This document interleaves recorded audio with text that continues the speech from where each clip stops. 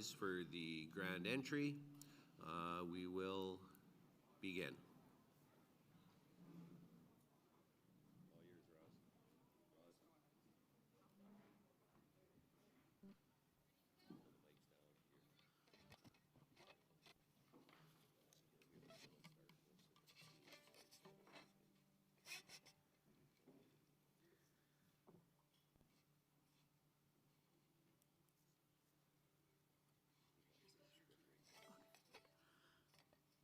Good morning, everyone.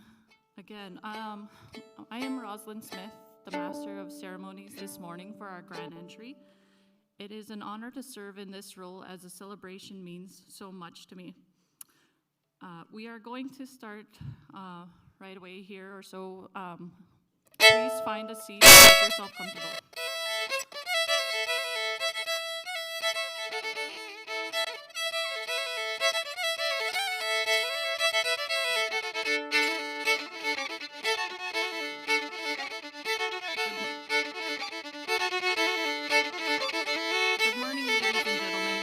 Elders and members of the Métis Nation Legislative Assembly.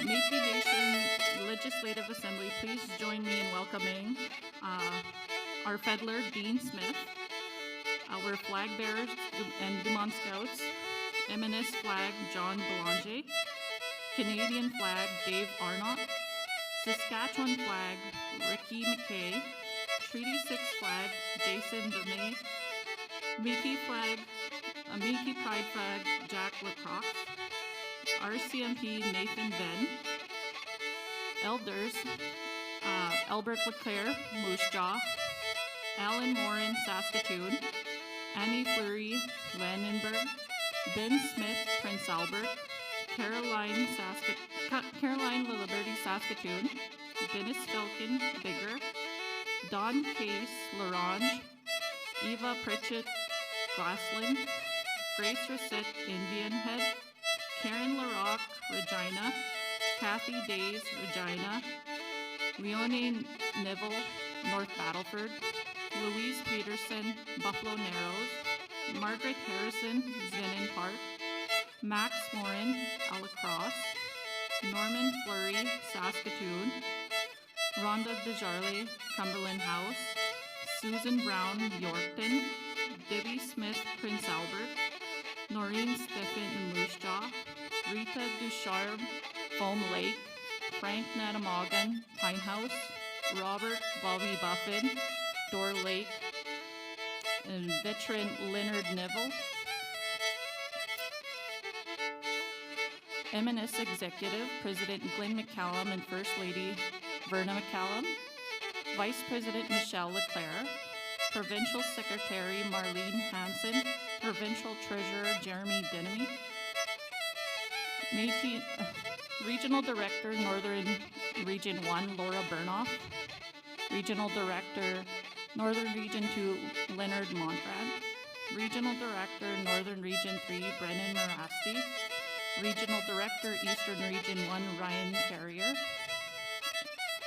Regional Director Eastern Region 2 Marilyn Eckert, Regional Director Eastern Region 2A Darcy Liblick, Regional Director Eastern Region 3 Mark Friesen, Regional Director Western Region 1 Loretta King, Regional Director Western Region 1A Billy Kennedy, Regional Director Western Region 2 Sherry McLennan, Regional Director Western Region 2A Beverly Fullerton, Regional Director Western Region 3 Wendy Gervais,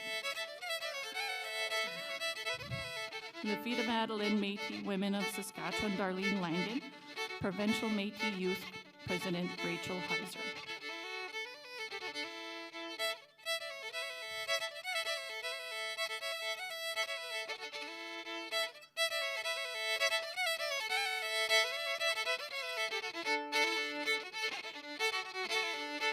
Interim CEO Matt Vermette, Interim COO Daryl Basler.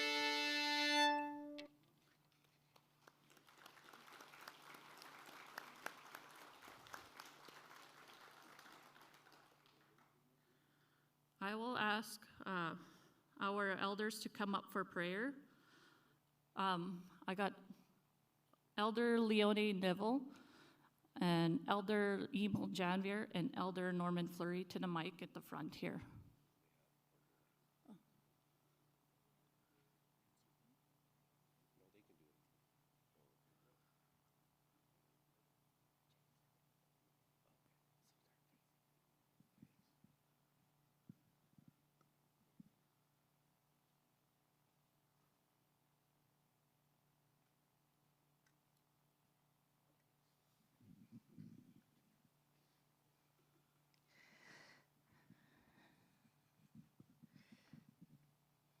In the name of the Father, the Son, and the Holy Spirit.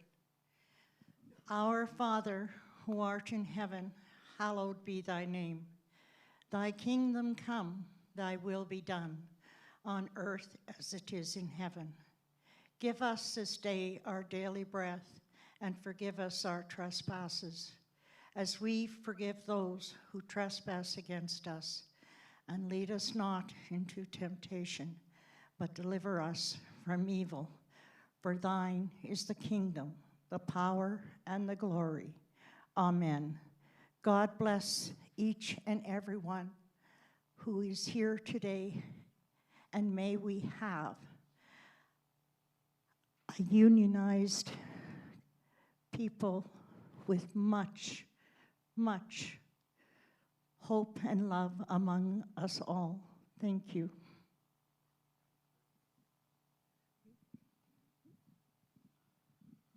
Good morning, everyone. Great day to be involved in the nation, and nice to meet new friends, and I'll ask the Creator that they bless us through today and through the weekend. Tari na utinaga jana eluit dele. Nutane niu dan tuati nuhalo talole. Anahitalu vetu kazunu eskenu vepasinu utale and oelti anahe zetahu and uelatala tavli nusanen nidai utinagan or escation. Merci cho. Merci, ma sœur et mon frère, Enigane Mihatsik. Good morning, bon matin, Uxipayak, Atlanite. It's a great time in our life, in our lives. And I would like to ask us this morning to take a moment of silence, to reflect, remember, reconcile, and think why we are standing here. What is the main purpose and the reason? One of the main ones is that we had our Louis Riel, who still holds us together in prayer, in the belief system, of believing in a nation that they built, him and our ancestors that fought so many times and were very resilient. In 1816, Battle of Seven Oaks, 1851, the Battle of Grand Coteau, 1870, and one of our resistances, and the Northwest Resistance of 1885. 141 years ago has gone by, and we're still here. And we're here to bring ourselves together, one nation, one people. So we continue, and we build so strong for those, especially those, our children and our grandchildren. We leave that legacy so they may follow that road that we paved, and we continue. Our past is very strong, our present is very strong, but we have to look at that future. So let's take a moment And let's think when in our hearts, our understanding of why, and talk to your Creator, Jesus, God, and how you believe. So let's have that moment now, please. Merci.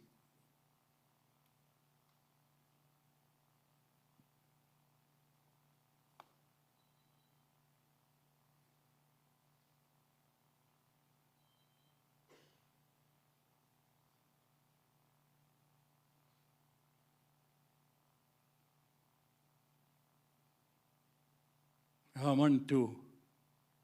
Ik was kopaiak. Ik wens kajak. Et apuestamak. Dan ik uite gani paujak. Kakioga mama opiak. Chito skatoyak. Egachwanikeak dan de ututeak. Mantuga gimigoyak bematsuan. Uyaksya yeska soksit. Kami koyak nis tanan soksiak. Egawi kachwanikeak awanakianan. Nmoyakianan First Nation. Nmoyakianan Inuit. Kianan Métis gasnekasayak metchif. Shukkapawayak. Mantung kwechmawan nos. Koyesishpayek anos egodime. Bewabak. Mitonit shukkapawayak. Egachan otenduk. Koyeschaganop mituk. Koyeshutagani pawayak. En hele governe maga gi was tamasho yak lui real ga gi was chinagatti yak agin akutachik. Kistanane wa kiskutam now. So we're going to have a wonderful time together, beautiful days. And it's not only a morning prayer, it's a prayer for tomorrow and for all the days that are coming. So we may remain strong together and we come together in unity, reset, understanding, rebuilding, reconnecting, and let's show our resilience. Let's have a wonderful time. How? Shimarsi ho.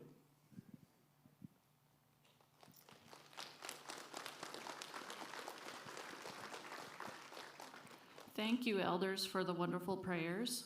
Ladies and gentlemen, please stay standing for our Métis National Anthem, followed by O Canada.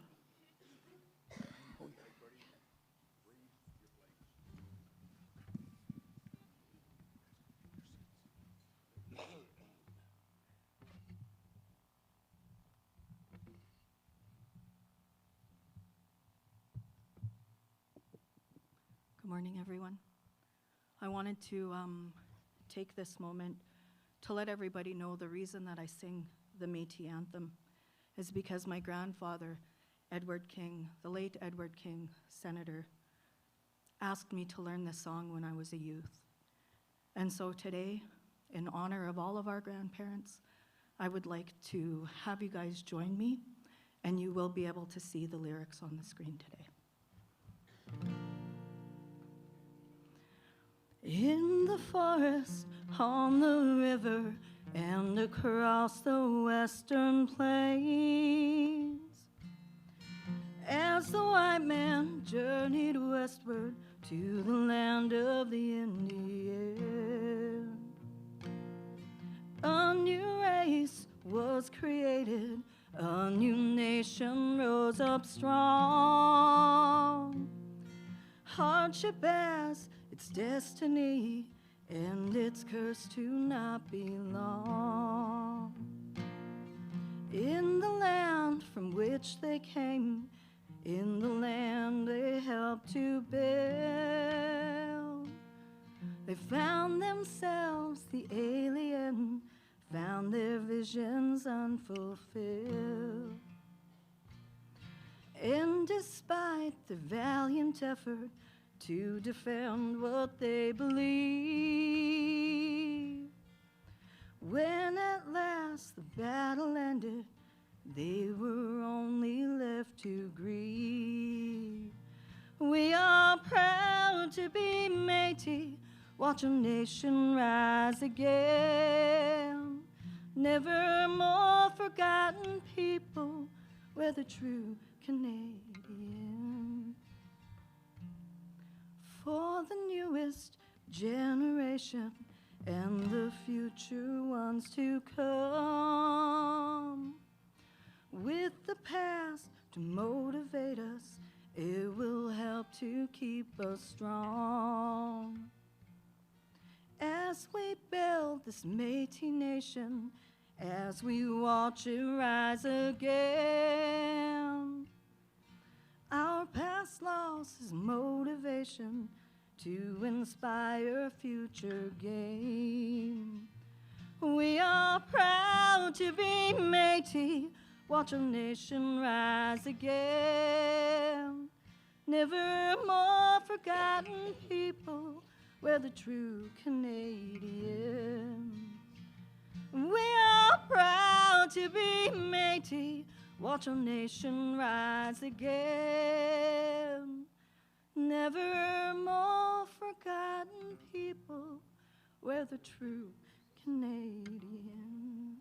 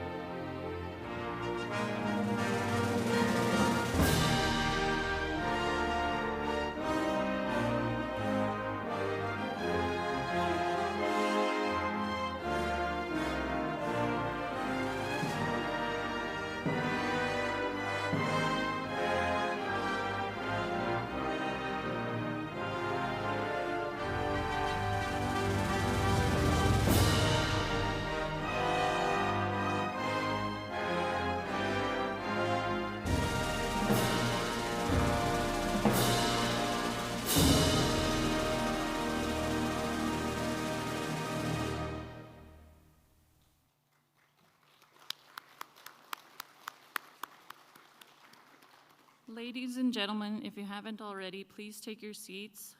Members of our MNLA will begin. Please join me in welcoming to provide the State of the Nation address, our Métis Nation Saskatchewan President, Glenn McCallum.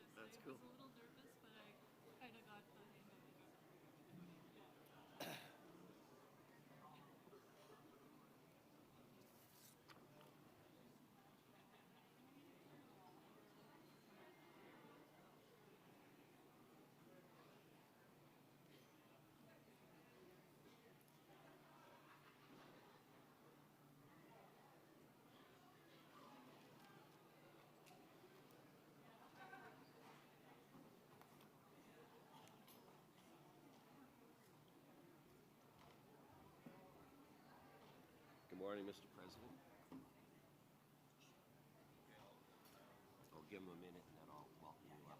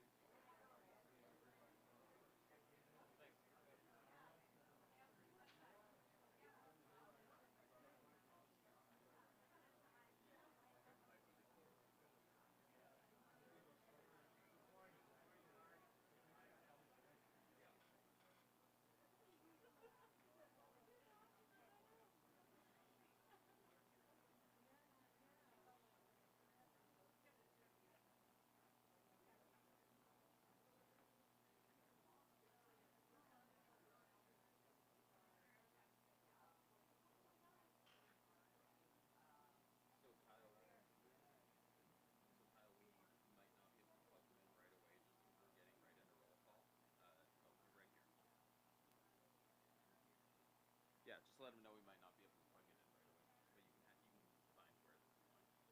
can find where it's going.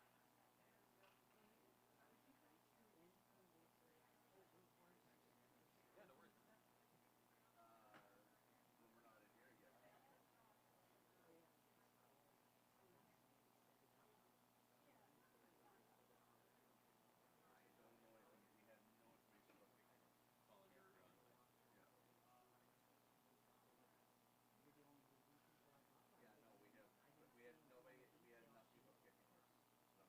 Excellent.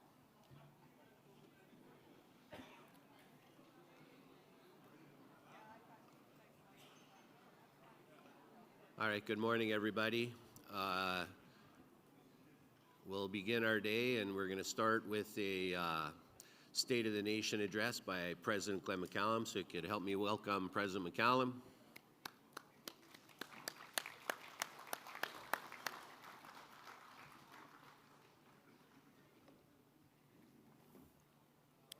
Good morning, everyone.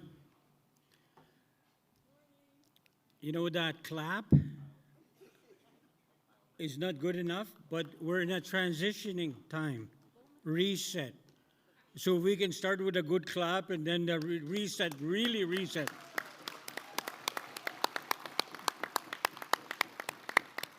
Thank you, good morning. Ano sa mga kamamawapya, kagigmiyasin? You know, ganito tamanan sa mga nagamun, kapita wa the Métis anthem. Inanto taman tan se kay sinagamutsik, kay tihtawa kaste miyuhtawan. You go to our elders, kaya mahatsik, our veterans o tagayatsik, iwichiwe ako, isitos kagwe ako kaste. Ito sa Canada kapihtawa, kuyes tagtapahtamen tan tuhtamen, tan stuhtamen na stugunan he, ayamuna tan situ ichik. Tinimiyok tawan ay sinwag kamamawap so chik. Kamamawat tuski chik. Iwas si kamamawih ko to takwa tanti wituh tichik. Agway gimiwas niya ma. Bichat mo igins tuhtaw na kan sa sayam yan kanihiyaw yan. Pamiyasin bichat o tagyap chins tuhtakwa kitayamun no gyapits. Kihti agwe o questions tuhtamok. Igwas si gat sitos kaguna nagatnigan tanti gawi tuhtia. Ladies and gentlemen, thank you, the elders, for your prayer, the grand entry, the ceremonies, the song, the Métis national anthem, and the words that are attached to that song are so meaningful. And the words of O Canada, meaningful, yet we got a long ways to go to be able to establish that strong relationship that we need to have, and to be recognized, and to be able to see the Métis Nation for what it is and what we've done for the many years that we've been part of Canada. And the veterans, thank you for being here. The flag bearers, thank you so much for being here and supporting us. You know, in the last few days, in the last week, there's a word that's that has been floating around. Reset. You know, I struggled in the last 9 years to be able to be understood and sometimes to be listened to. It's a hard thing when we push forward our identity, culture, values, language. Ayman, it's hard. For many years, living in Canada, to be able to live with the laws of Canada and the provinces, when are we going to live with our laws? That's what we ask ourselves. And when we use the word reset, it's to be able to understand how far we've come, more importantly, but more so, to understand the transition that needs to happen. Status quo is alive and well. Assimilation is alive and well. So where do we go? We cannot call ourselves a government if we're not taking into consideration our identity, culture, values, and language, and have policies that are restrictive, to the reality of what we face as Métis citizens right across our province. That has to change.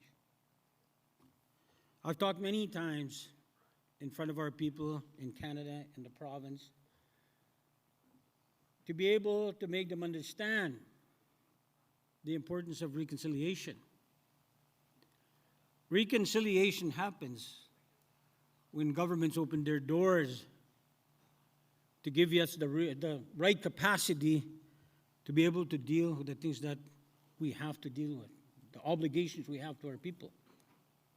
Education, health, economic development, the list goes on. But we've managed to be able to accomplish a lot with a bit of capacity that's been given to the Métis Nation, taxpayers' dollars. But for me, reconciliation has always been, what are we doing as a government? What changes are we making? You know, not very long ago, to be able to look at post-secondary, our young people that want education, that need education. To be able to have 11,000 go to school and not have to worry about the cost of going back to school and upgrading himself. And it really benefits. You know, we have interns. This year, I believe we have 37. And that number has been growing steadily within the last 3-4 years. And we'll continue to grow it because our youth are important to be able to come in and to be able to know what a government is and to be able to know the different things that we do, and hopefully that they can visit North, Central, and South to be able to understand more the different parts of our province and the different sometimes lifestyles that we have and the struggles that we do have. At this time, I believe they're around here somewhere. All the interns that are here, could you stand up, please? And wave. Let's give them a clap. Welcome, all Métis interns. Thank you. I'll go back to the word reset. For me, reset means distinction-based focus and delivery, planning and delivery systems. The plan, how do we deliver? When sometimes we look at the agreements that we do sign, we got to start doing research in regards to on ourselves, not somebody else, to be able to understand that there is gaps in regards to resources for our government. And the more that we begin to tell that story, the more likely that the negotiations will go well in regards to what we need to be able to run our government. There's so many places that we need more. But what I see now, a lot more young people, women getting involved, and our elders, as you can see in front of us. Thank you, elders, for being here. Thank you for the young people that are attending this assembly. Thank you, young people. The gallery, thank you for the citizens that are interested in what's going on in our government, and it's full back there. Thank you.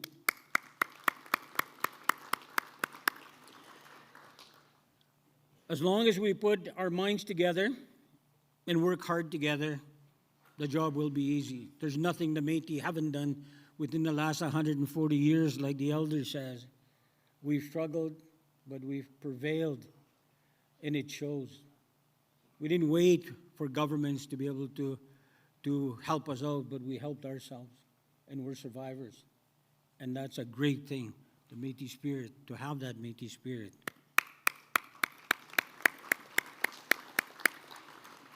There's been great developments in regards to the relationships that we build with the federal government.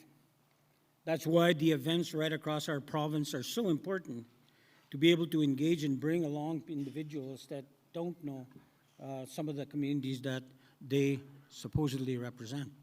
So we try as much as we can to be able to bring federal people in, provincial industry players, and institutions like the University of Saskatchewan. The President and I are going to be meeting hopefully early next week to be able to plan out more in regards to how they can better understand, develop with us.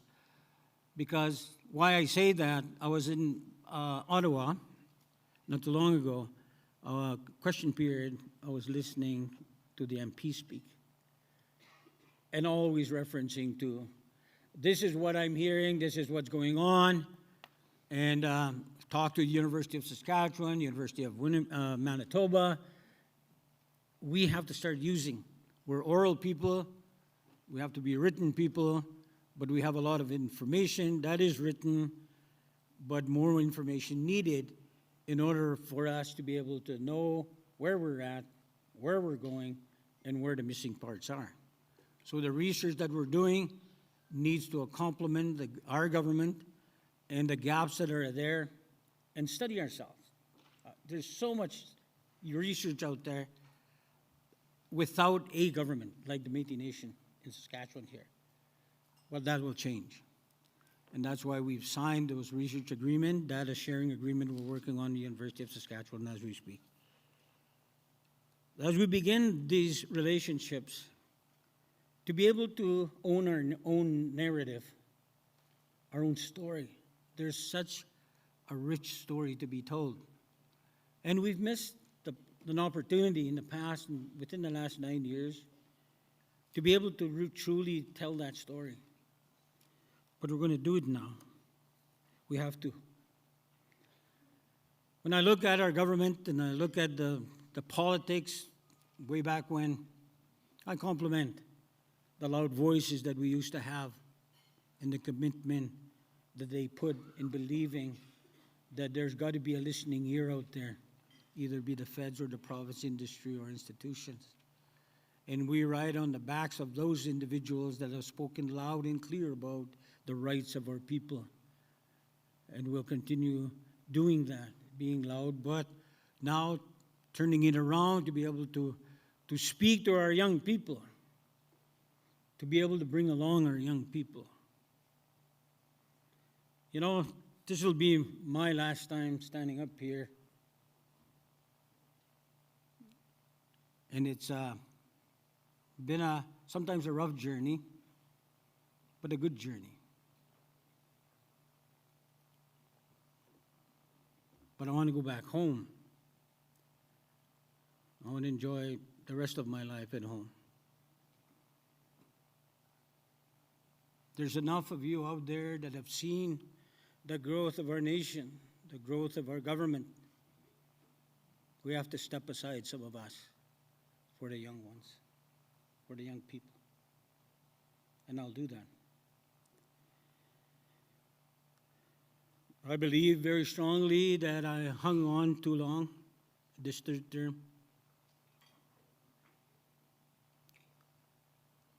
But I know that now. It's not about the politics that I ran. It's about the nation and how we struggle. I struggled. The residential school issue that's been here, 60 scoop apprehension cases, and the list goes on. My family was a part of that. I'm so glad that somebody like my wife believed in me to be able to take me on, be her partner. And we've been good partners. But not many, a lot of our people are falling through the cracks. And a lot of our people have not outlived the hurt and the damage that has been done when little kids were taken to residential school, to a foreign place to learn a foreign language. That's the groundedness that we need to have as representative of this government, and never forget that.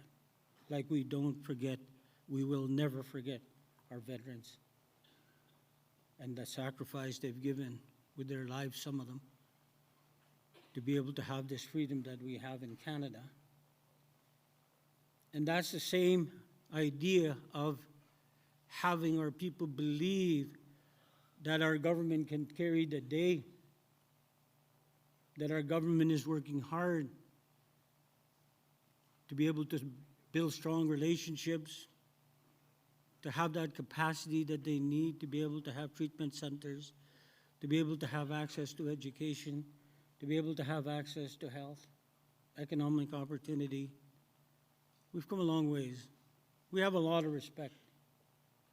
from the federal government, provincial government, industry, and institutions. The hard part of that is when we have that respect, how can we build trust? At the end of the day, it always boils down to money. And it should. Because all of us get here with our vehicles, our cell phones. But it's how we spend and where we spend that can make a difference for our people. The many years that I've watched the nation play out, I start to see the transition, the movement, the spirit of our people. Not that it has never left, but to be able to be grounded somewhere they can call home. This is our home. And as the numbers grew, even within our registry, over 40,000. When my wife and I travel, let's give my wife a hand.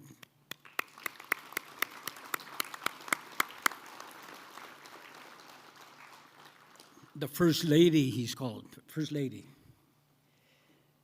But here's why we give her a clap. When I first started, it was the Boys Club. And how do we bring the women in? It was my wife standing beside me. There's a lot of times, even some of the elders I can say was somewhat frowning towards me in regards to how I spoke, how I presented myself.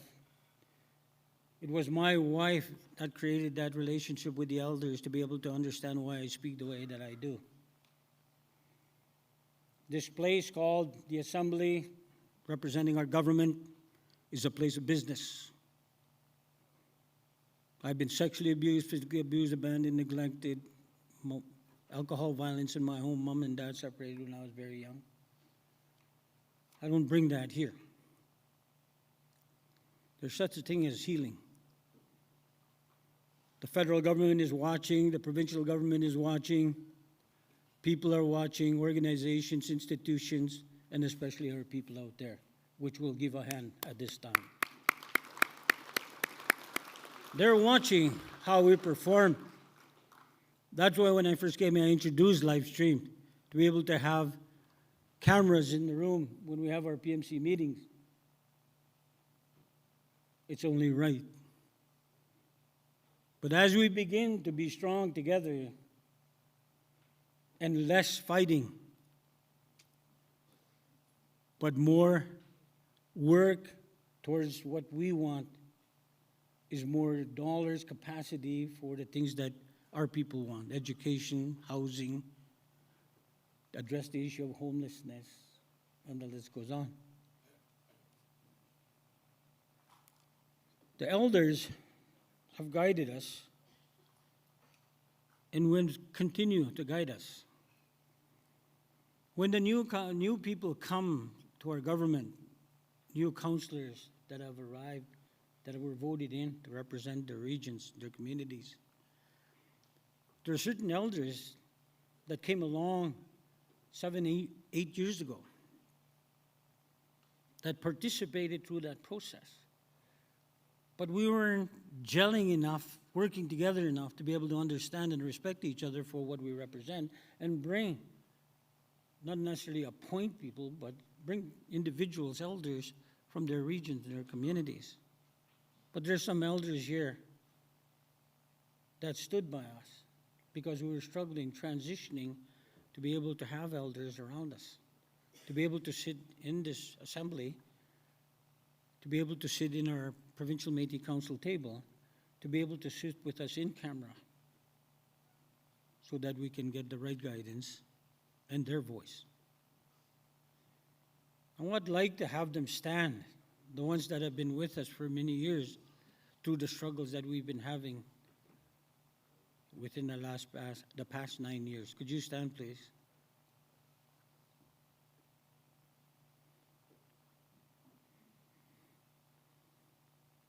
Thank you very much.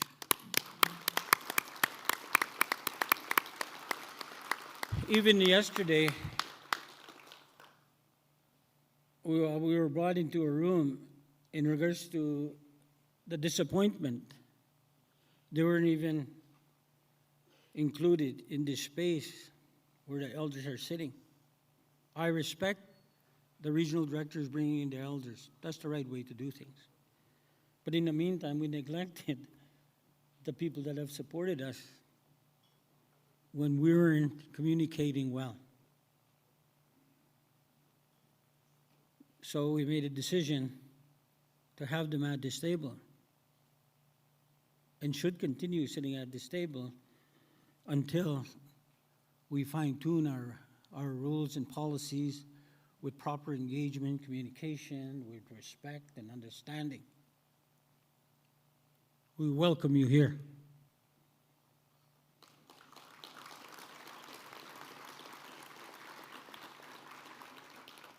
All the money in the world, no matter how much we may have, will not help if we don't get along. I've never been about money. I'm not a rich man. My wife and I are not rich, and we're not going to be, and we don't want to be. And that's the way I like it. I go back home, I don't have to worry. I'll be taken care of. I thank even the mayor sitting here, our local president, Mike Nadumagan. When I first ran, he said, "Go, Glenn, go. Don't worry about home. I'll take care of you." And the community did. While I was traveling the province, they still paid my wage. They knew how important for us to get together, create this government and governance, and relationship that count and can be complementary to the things that we do in our communities. So it's not about the money sometimes, but the money is great. It's wonderful. It's the planning. Right now we are limited in regards to the funds that we have, but we have to think outside the box with those dollars. I don't want to be tied into agreements that we've signed with the federal government, but when we first started, we didn't have that choice. As we begin to do research and then study the gaps that we have, try as much as we can to be able to trigger certain funding to be able to go to that level, which is the community level, the regional level. We have to do that, and we have to plan it well, and we will. You know, when we look at our treaty, is just around the corner.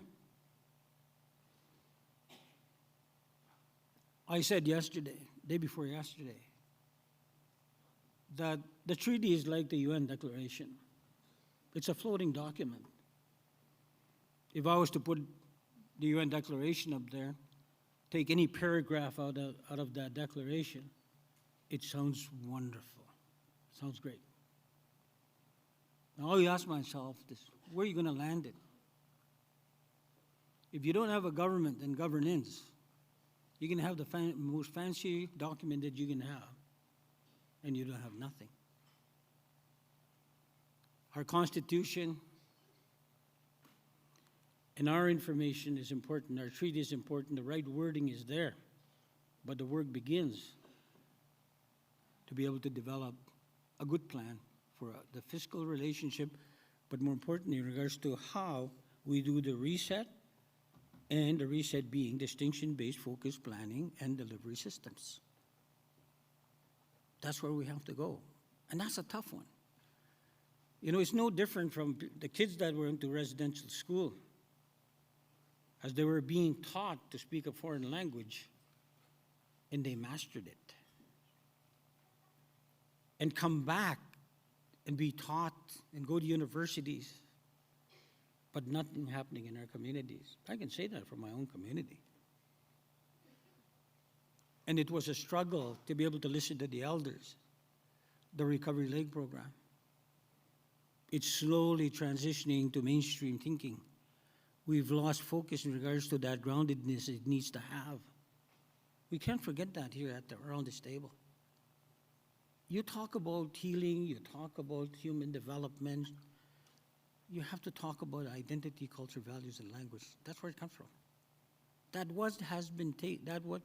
what has been taken away through many forms of policy. But hopefully, that we in this assembly are focused more on the foundation that we build and not politics. Our people need that. And that's what they're hearing when we sit here. In the last 2 assemblies, we hardly did any business. We have to now. We have to involve our youth. I look forward, I believe there's a resolution being presented tomorrow on the floor in regards to constitutional reform. I so look forward to that. We need to bring the parts together. It's not going to be where we're going to hire one person to engage with our people. It's going to be the youth at the University of Saskatchewan, the young law students that are going to school, students that are around that are willing to help, traditional elders that are here, some of them to participate, and academic elders that still know their language and are connected to their land and their communities. Those are the kind of people that we need to have in order to have a proper judiciary, to be able to have proper engagements, to be able to hear our people, and teaching at the same time the young people that can participate, going through these communities, north, central, and south. When I mentioned even today, walking around the last couple of days, talking to the young people in regards to the elders gathering going to be happening in Pine House, they're excited to go. Well, there's more excitement. If you look out there, Eastern Region 3, Eastern Region 2, around Prairie, and the list goes on, Palm Bear, South Bay, Isla Cross, South Bay, there's so many things happening. The University of Saskatchewan is excited. The meeting that I'm going to be having is all about, they want more people to come to our events, Métis events right across our province. Because there's the money that is coming to the Métis Nation, there's so hundreds of millions of dollars going to the University of Saskatchewan. Why aren't we tapping into that?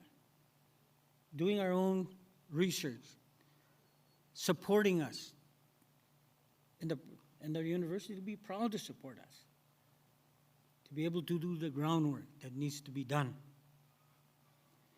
You know, as I asked for a list from our acting CEO, Matt, and Daryl, our COO, the list of things, the relationship with the First Nation in our province. Rest assured, I said this in one of the conversations we were having in the room, the next room. There'll be a time we can be excited about land claims, but there's a lot of work to be done. There's communication with the federal government, the provincial government, industry players, especially our First Nations brothers and sisters. We have to have that conversation. I know in northern Saskatchewan, there's a good intent and agreements that have been signed by Pine House and Pachinak to work together. We need more of those. We've got to start working in that direction, because when the land claim is being discussed, there's jurisdiction issues, there's overlap. And as long as we begin that conversation early, the more we communicate and know that we can be friends, we will be friends, we have been friends. You know, Meadow Lake Tribal Council, always get along, they had meetings in our own office. Prince Albert Council, they just had a meeting last week. Somebody at the Economic Development Arm had a meeting in our office. There's so many things happening in the north, central, and south in regards to Northern Region 3 and the opportunity they have in regards to alternative power. There's a lot of things that we can do, and we've got to continue doing that. Not only focus in regards to the importance of building a government, but the importance of structuring programs, but at the same time developing relationships that will come in handy later on. That'll be a plus to the struggles that we've been having. Freshwater file with Manitoba, Métis and First Nation. In Saskatchewan, in northern Saskatchewan, Métis and First Nation. Working together. A couple of years back, the government, maybe that's another word they like using, but privatizing the Crown Corporation, Freshwater. There was 12 proposals put in, We did a joint proposal with Manitoba and Saskatchewan. They narrowed down to 4 a few months back. At the end of the day, we've got the file.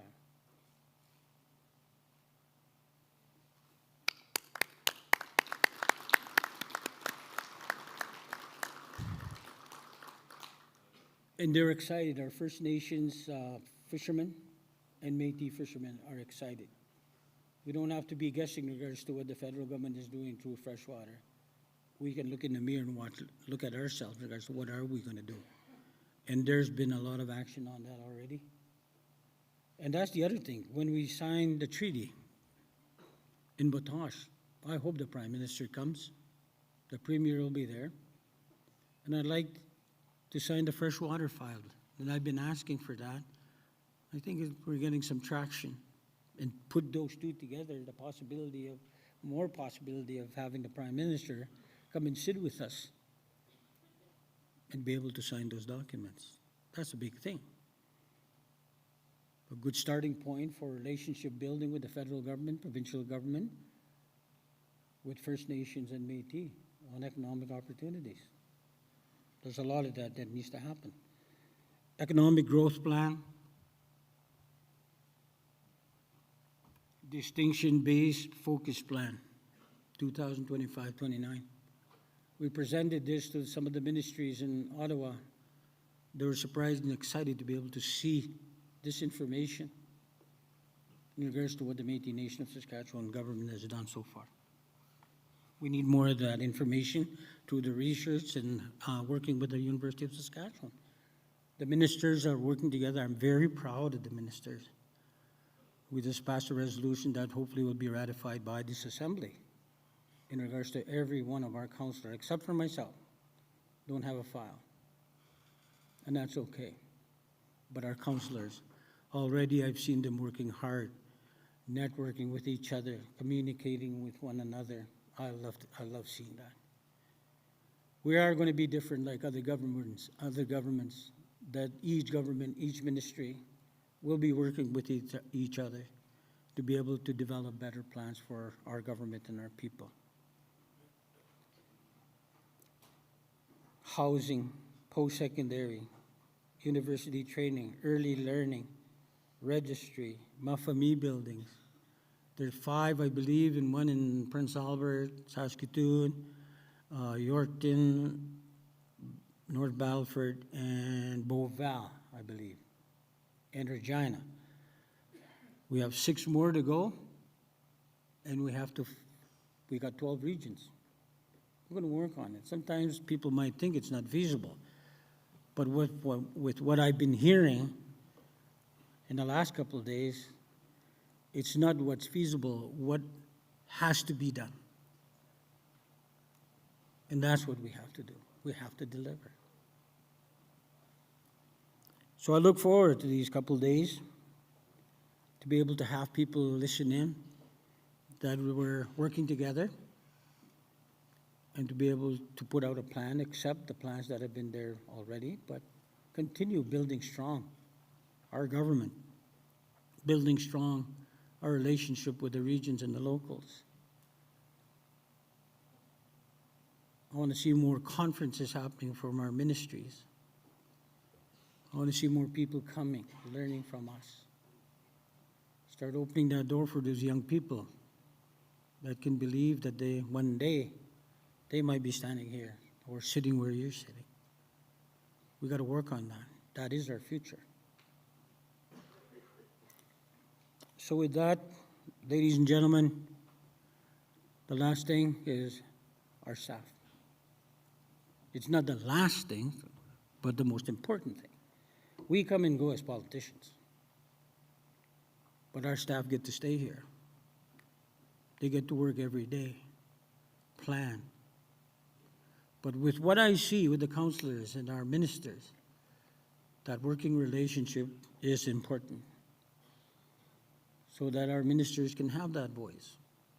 And sometimes we won't be able to deliver. There's restraints there as far as financing, but it doesn't mean it stops there. It just means we have to work harder to find those resources, and we will.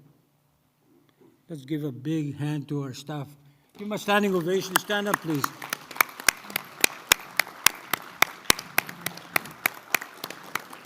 Thank you, staff, so much for all the things that you do day in and day out.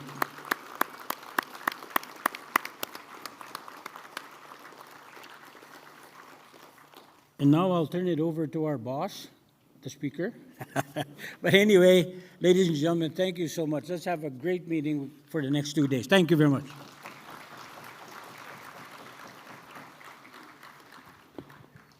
Thank you, President. So now I'm going to turn it over to our acting clerk of the Legislative Assembly, and that's acting CEO Matt Vermette, and he will commence with a roll call.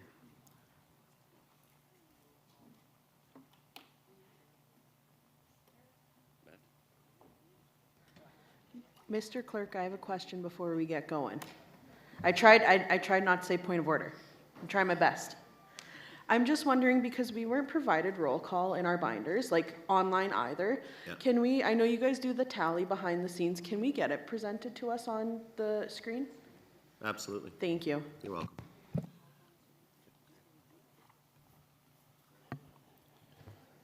Okay, so before I go into kind of this piece, I just want to clarify for everyone. I was just chatting with the president. I was listening and I was like, are you stepping down right now? It was a great speech, and it's like, no, it's my last term. And so I was like, oh, I heard last time. And so the president is not stepping down right now. Last term, not time. So, so I guess I'm acting CEO at the moment. And Article 6 of the MNLA Act requires that I also be the acting clerk. However, I only signed up for one job. And when they asked me to be acting CEO, I was very clear.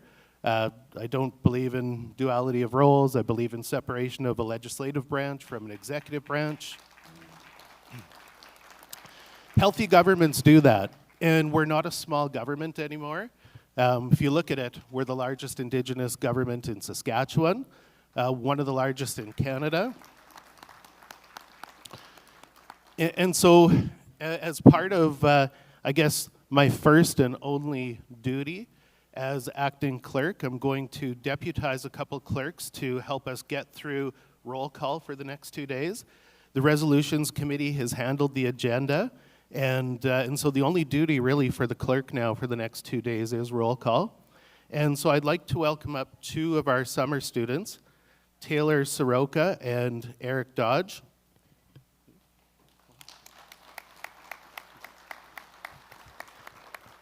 Eric is from Eastern Region 2. He's from Priestville, and he's currently a student in political studies at the University of Saskatchewan and one of our summer interns.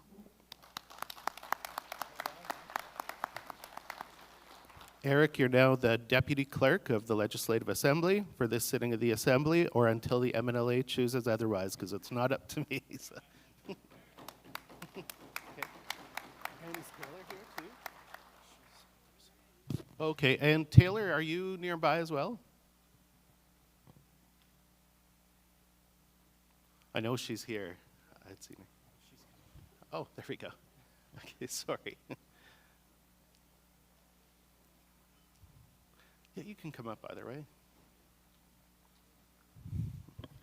And Taylor Soroka is from Marcelin, Local 113 in Western Region 2. And she's a student in Justice, Law, and Crime at the University of Saskatchewan. You are now a deputy clerk. And now I'm no longer the clerk. Hello, everybody. Can everybody hear me? Oh. Is that better? Yes. All right. I'd like to first say I apologize if I mispronounce anybody's names. Please just correct me if I'm wrong. Thank you. We'll start with Northern Region 1, Laura Burnoff. Utantayan. George Natamagan. Brett Angus. Yeah. Lorna Lavalley, Here. Alan Augier, Here. Curtis Fiss. Curtis Fiss. Now Northern Region 2. Start with Leonard Montgrand, Keith Shuchuk, John Esther. Renee Desjarlais, Here. Raymond LaLiberty, Here. Violet Herman, Here. Sheila Cummings, Here. Dean Herman, Jump. Teresa Toulager. Here. Now Northern Region 3, Brennan Marasti, Good morning. Randy Ross, Here. Mike Natamagan, Yep. Nathan Favel, Here. Rocky Hansen, Utandayan. Patsy LaLiberty, I'm here online. Riley Kulinar, Sends regrets. Eugene Lafleur, Here. Jenny Sayers, Here. Fred Kenny, Here. Raymond Maurice. Sends regrets. Now Eastern Region 1, Ryan Carrier, Here. Ferlin Mackay. Here. Eastern Region 2, Brent Dignas, Interim Regional Rep Marilyn Eckert here. Ashley Boucher, Present. Christy McDonald, Good morning. Marilyn Eckert, Here. Dustin Fiddler, Yep. Brenda Beliveau, Here. Justina Wines, Here. Amanda Keller-Jack, Here. Tammy Willerton, Here. Roger Janai, Diane Janai. Here. Now Eastern Region 2A, Darcy Lepowick, Here. Curtis Pelletier, Here. Joanna Padiandi, Derek Langen, Shandy Lease, Here. Corey Toth, Here. Bev Schaff, Abraham Martin. Now Eastern Region 3, Marg Friesen, Beaumatin. Linda Lagasse, Liebert Putra, Linda Sop, Edwin Blondeau, Sheila Pelletier, Here. Tricia Nicophora Crissette, Here. Good job. Tanya Nault Gates, Here. Danette Pettifer, Dexter Mondor. Here. Now Western Region 1, Loretta King, Good morning. Dean Petra, Here. Stephanie Ubel, Here. Trish Ehrlicher, Here. Teresa Brady, Here.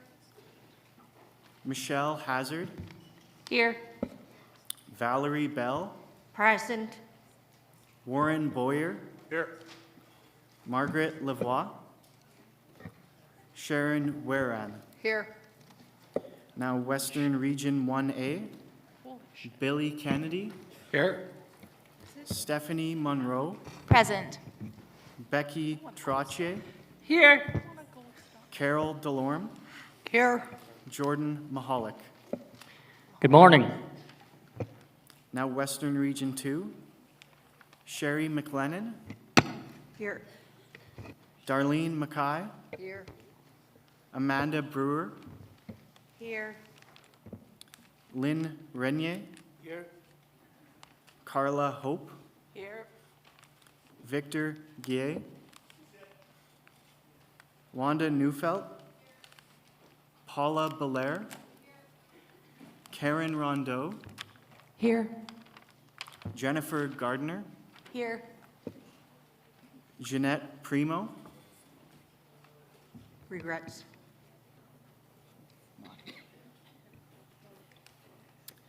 Carrie Bannerman. Regrets as well. Sheila Andrews. Here. Jade Bowering. Bowering. Here. Bowering, thank you. Gail Johnson. Now Western Region 2A. Beverly Fullerton. Good morning. Jocelyn Ormerod. Representing Gabriel Dumont, Local 11. Penny Hurton.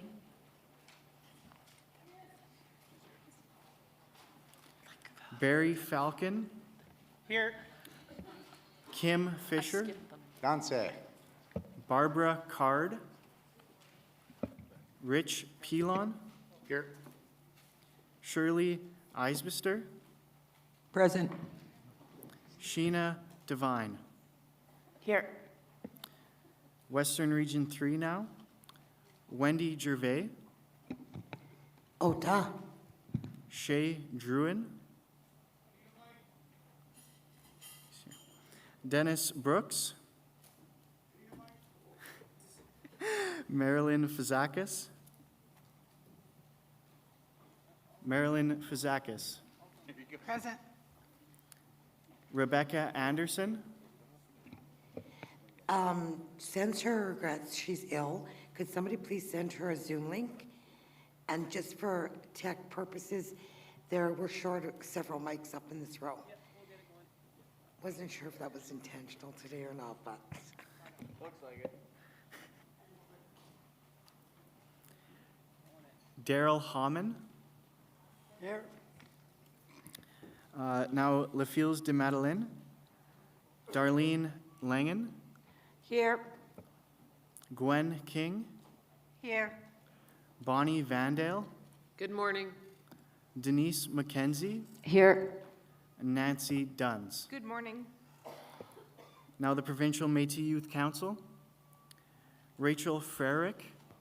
Frericks, present. Frericks, thank you. No? No. Frericks. Like barracks? Frericks. Frericks, there Thank you go. Thank you. Jonah Dernan. Ota. Alyssa Woodrow. Here. Haley Burnoff. Miyokik Zipaya. Zipporah Petrovsky. Bon matin. Now the Métis Nation Saskatchewan Executive. Glenn McCallum. Here. Michelle Leclerc. Bon matin. Marlene Hansen. Here. And Jeremy Denemy. Present. Thank you. That is 108, and we have quorum.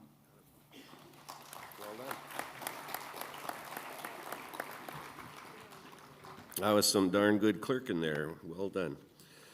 So welcome, folks. We're going to start, now that we have roll call and 108 delegates, we're going to start by swearing in new and newly re-elected local presidents. Okay, and they're working on getting you your microphones. So I'm going to ask our legal counsel, Dexter Bricker, to come up here, and if we could have the following, and even if you're a long-serving local president, you want to take the oath, feel free. But these folks here, if we could have you stand. Curtis Peltier, Dean Putra, Nathan Favel, Patsy LaLiberty, re-elected. Raymond LaLiberty, re-elected. Violet Herman, re-elected. Philomene Cummings, re-elected. Renee Desjarlais, re-elected. Teresa Toulejour, Dean Herman, re-elected. Randy Ross, Keith Shuchuk, re-elected. Eugenie Lafleur, re-elected. Stephanie Ubell, Trish Erlocker, and Jenny Sayers. If you could stand, and we'll get Dexter to walk you through it. It's all yours.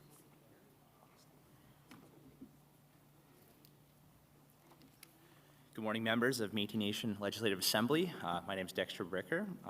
Congratulations to the newly elected local presidents.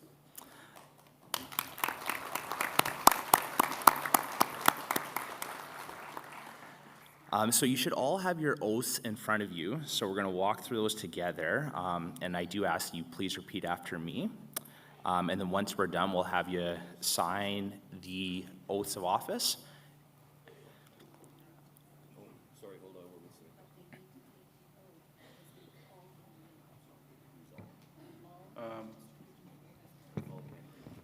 So if all the Eastern Region 3 presidents have been reelected, we'll get you to stand and take the oath as well.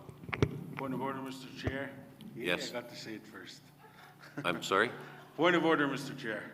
That being? Eugenie Lafleur, Dory Sled Lake, re-elected.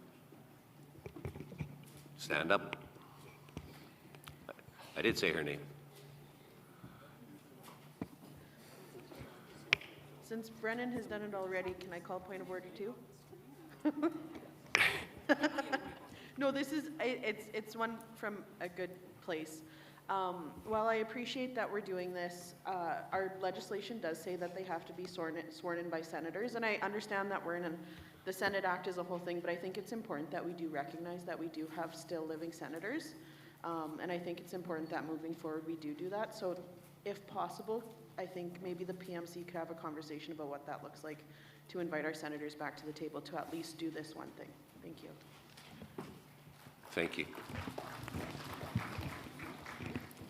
Just another, just to add Michelle Leclerc to what Jocelyn's talking about, I do think that we should have an elder standing with the lawyer to swear them in. So if I can call upon an elder that would be willing, or a couple of elders that would be willing to come stand with the lawyer to do the swearing in. Anybody willing? Yeah, there we go. And if there's any senator here too, we would welcome you to come and stand with me while we do this.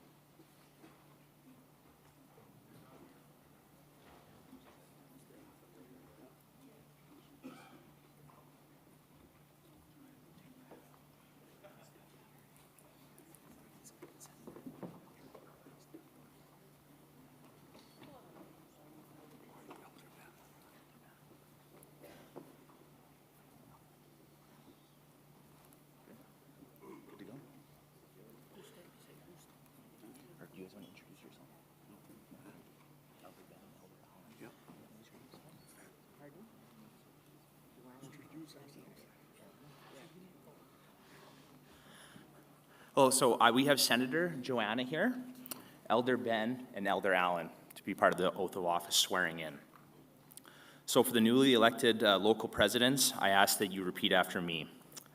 Whereas I am a Métis citizen of the Métis Nation, Saskatchewan.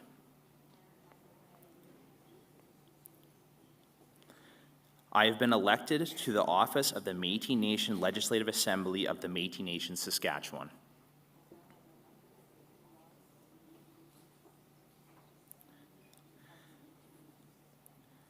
As a Métis, I honor with pride the blood of both my mother and my father.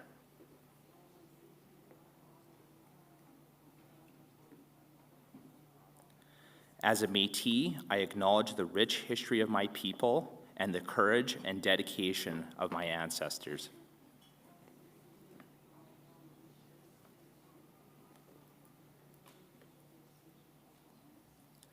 As a Métis, I pledge to preserve the spirit and the identity of my people.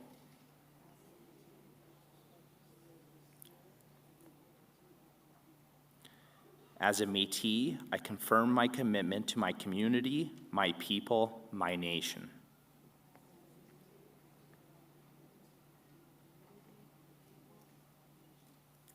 As a Métis, I accept my responsibility to put service to my people ahead of self-interest and to honor the spirit of the Creator and the Métis Nation.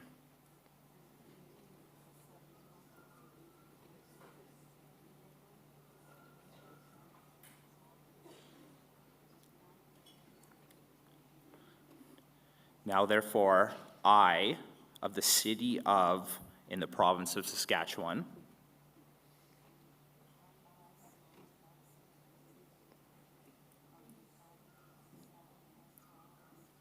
I solemnly swear on the voice of the people that I will faithfully fulfill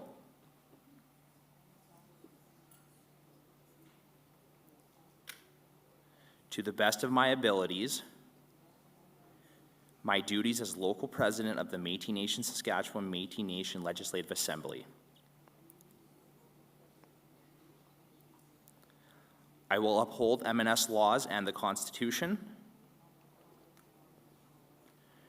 respect the rich history of my people, and the courage and dedication of my ancestors for the benefit of the present and future generations.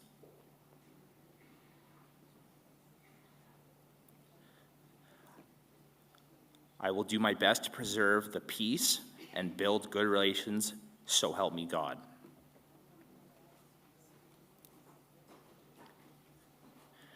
Now, if you could sign the signature line where it says local president.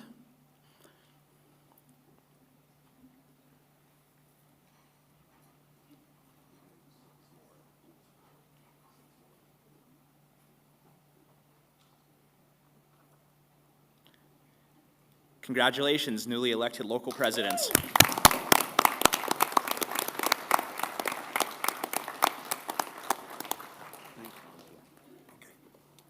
That's it, that's all. Thank you. Thank you. Thank you for that. Me too. All right. A lot of love in the room today. That's great. Mr. That's Chair? what we're here for. Mr. Chair?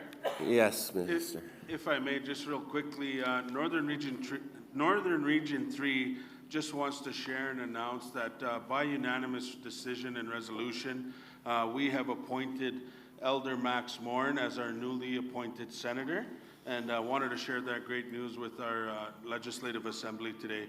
For all his years of service, Thank you. dedication, Yep, absolutely. very honored to have him here.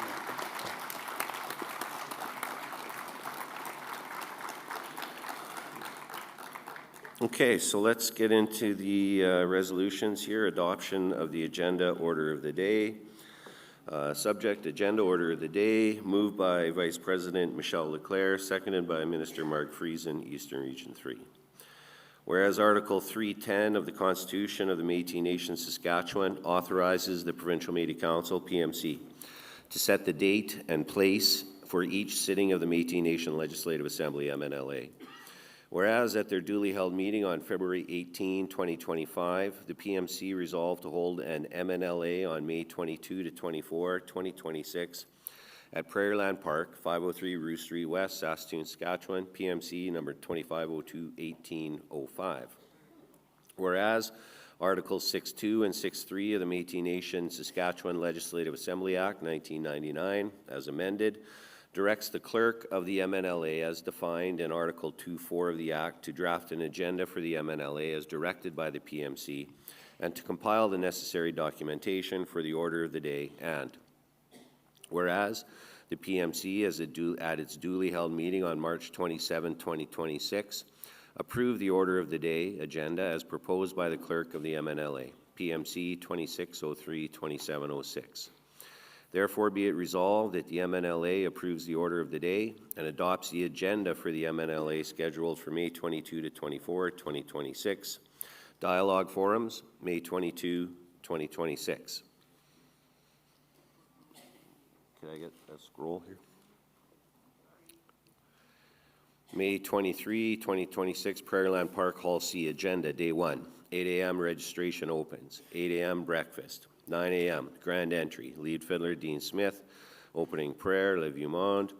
Métis anthem, Loretta King, Western Region 1. O Canada anthem, recording. 9:15, State of the Nation, President Glenn McCallum. 9:45 a.m. roll call, Clerk of the Métis Nation Legislative Assembly. Voting delegates. Oaths of office for newly elected local presidents, 10:15. Motions, adoption of the agenda, order of the day, proposed consent agenda items, adoption of minute taker, acceptance of all reports, appointment of the Dumont Scouts.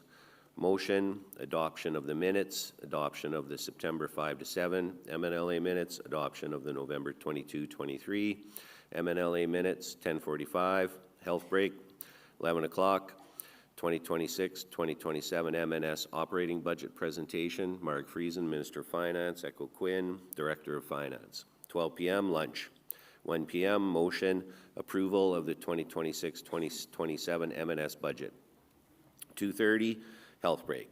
2:45 constitutional reform presentation, Brennan Morasti, Minister of Self-Government and Self-Determination, Mary-Lee Rasmussen and Co. Motion, constitutional amendment, general cleanup for Constitution of the Métis Nation Saskatchewan. That has been withdrawn by the mover. Scroll, please.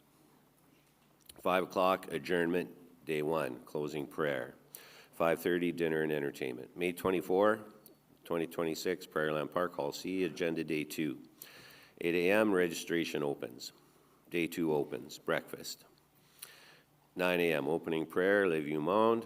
9:10 roll call, Clerk of the Métis Nation Legislative Assembly, voting delegates. 9:20 motions, legislative amendments, submissions. MNLA Act Article 4A, MNLA Act Article 5, MNLA Act Article 6, MNLA Act Article 2. 10:15 health break. 10:30 motions, submissions. Reaffirm and strengthen Métis Nation Saskatchewan citizens' Section 35 rights to harvest, hunt, trap, and fish pursuant to the 1994 Wildlife and Conservation Act, and connecting locals with MNS citizens. 12 o'clock, lunch. 1 p.m., motions, submissions continued. Prioritization of child and family services legislation, recognition of the 250th anniversary of Al-Alacross, Sikitawak. 2:30, health break. 2:45, motions, submissions. Requests for comprehensive reporting on outstanding MNLA action items 2022 to 2026. Calling an annual General Assembly. Restoration of elected regional representatives, Western Region 2, Western Region 3, and affirmation of democratic authority. Judiciary Act presentation, Brennan Morasti, Minister of Self-Government and Self-Determination, Kendra Gill, Director of Policy and Research. 4:30, adjournment, day 2, closing prayer. So, Vice President Leclerc, still so move. I do. Minister Friesen, still so second. I do. Point of order, Rachel Frericks. Yes, Youth President. Thank you. I know we had ratification of our ministries on our last MNLA agenda, and we never got to that item, so I would like it to be added for this agenda, please. Okay, so friendly amendment to add that motion to ratify the ministerial portfolios. Minister Morasti seconding that. Vice President, okay with adding that? Yeah, I'm fine with that. That was, I think, an oversight that should have been on here in any case, so place it wherever it fits in the agenda. Okay, the presentation this afternoon of the constitutional reform presentation has been withdrawn, so I will insert that one. The ministerial portfolios at 2:45 following approval of the agenda. Mr. Chair, sorry, my apologies.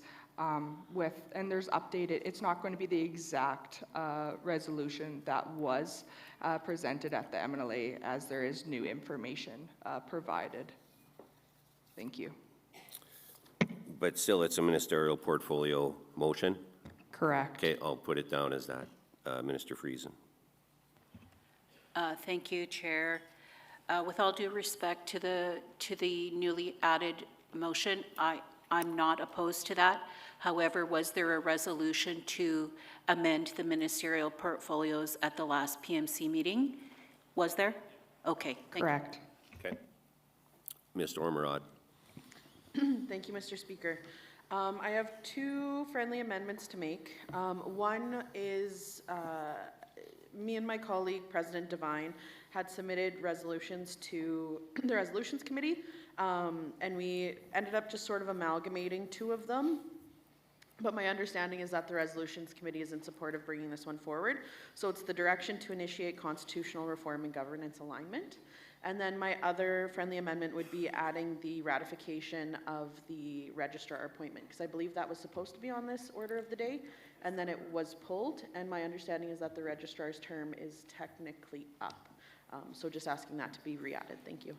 Okay, so the first one is the direction to initiate constitutional reform. Vice President Leclerc. Yeah, I am in receipt of that. I have no problem adding that to the agenda. Thank you. Mr. Friesen. I'm not aware of the resolution, so I'd like to see it first before I agree. Thank you. Mr. Friesen.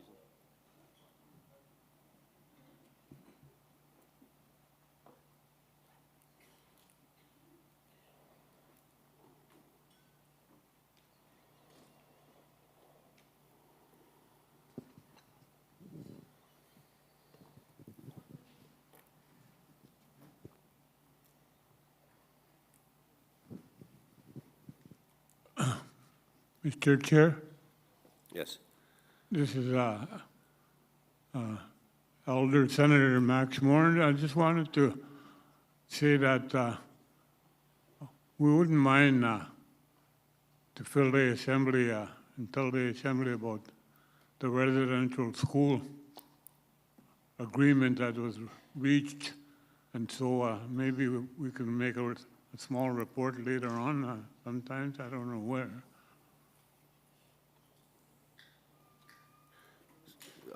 Vice President? Mr. Chair? Just a small. Just to update the assembly and how we achieved the first Métis agreement in Canada for residential school. Thank you for that, Senator. A very, very important item to update the Assembly on. I know that about 4 years ago or 3 years ago, we made a motion, a resolution at this table supporting the Isle Cross School. And so for those who don't know, I think it would be great to have an update. Can that be added to the agenda, John, somewhere? It absolutely can. I will, you know what, let's start tomorrow morning with that. Is that good for you? Yeah, that would be great. Tomorrow morning, Max, we'll do it first thing. Everybody will be bright-eyed and bushy-tailed and looking for some good news. So if we can do that. I just wanted to address, Mr. Speaker, President Omeron and President Devine.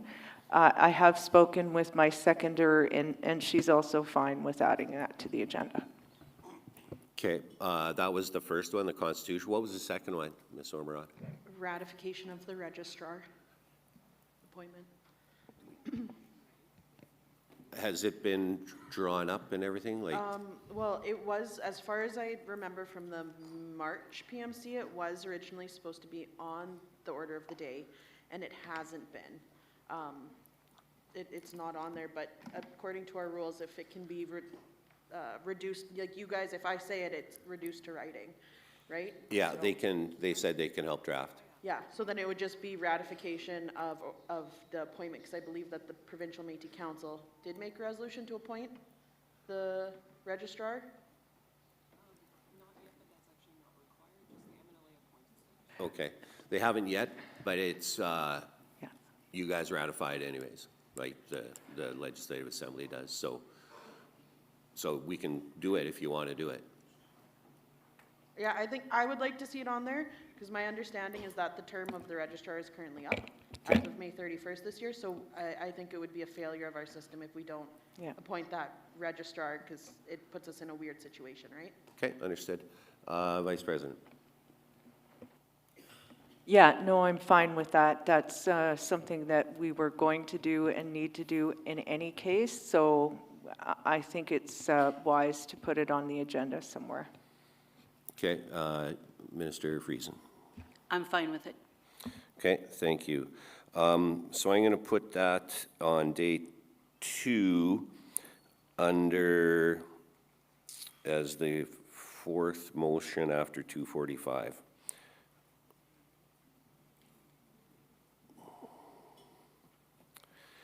I see Minister Morasti. Can I just, sorry, Minister Morasti, can I just get clarification on where the other resolution is going? Those first 2, Ministerial Portfolio and the Constitutional Reform, are going to be immediately following the budget this morning. Perfect, thank you. You're welcome. Apologies, Mr. Chair. I was just going to support Youth President Rachel on her addition. Okay. And we'll work with the legal team in getting a report for the Alacross Residential School. Okay, thank you, sir. Nancy Duns. Good morning. I'm just wondering if there needs to be a friendly amendment or a motion to restore the 2 ministers prior to their ability to vote today? They are fully restored. Okay, thanks. So with that being said, there is a motion about restoration, which is kind of a moot point now on the agenda. I don't know if you would like to, whoever put that in would like to withdraw it.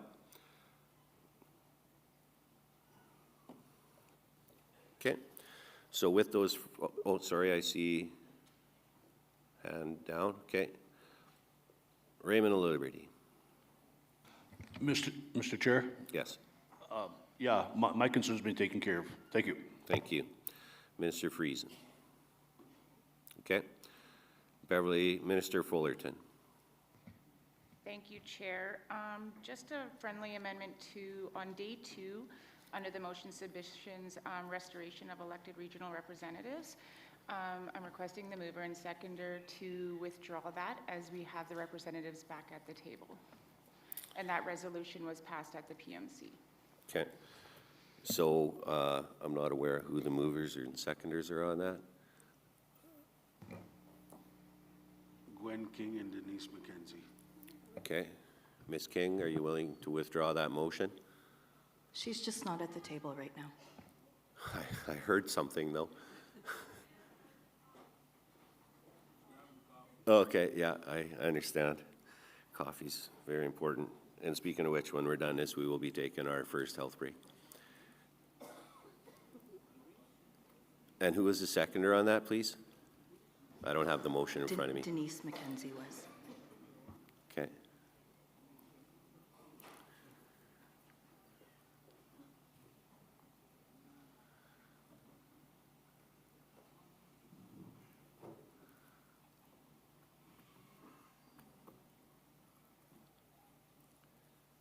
May I, Chair? Yes. The seconder, so moved by Gwen King, seconded by Denise McKenzie. Thank you.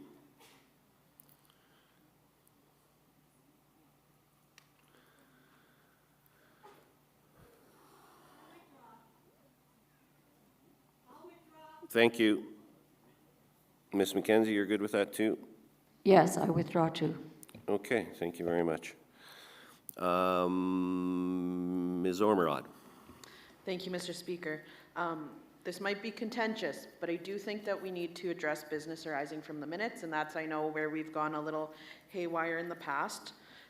So my recommendation would be asking for a friendly amendment for business arising from the minutes, both on September and November minutes, but we limit that conversation to 30 minutes or 20 minutes, whatever the mover and the seconder are amenable to, because we need to have that on our agenda, but I also want to make sure that our day continues as planned. Thank you. Okay, absolutely. Vice President? It's just to have a bit of a discussion on the business arising from September and November's MNLA minutes. She's okay with the adoption of the minutes, but you want to chat about the business arising. Yeah, I'm just not seeing it on my agenda. It's right under proposed consent agenda items, near the top here.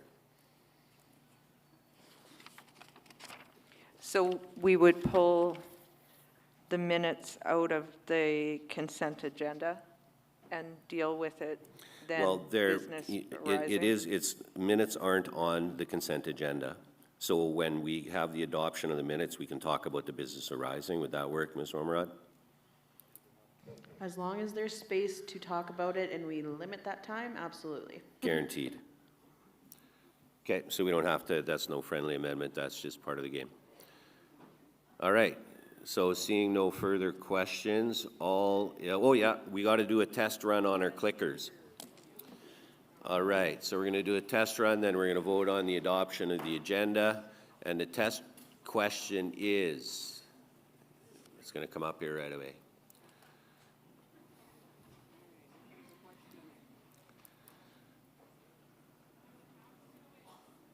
That's exactly what it is.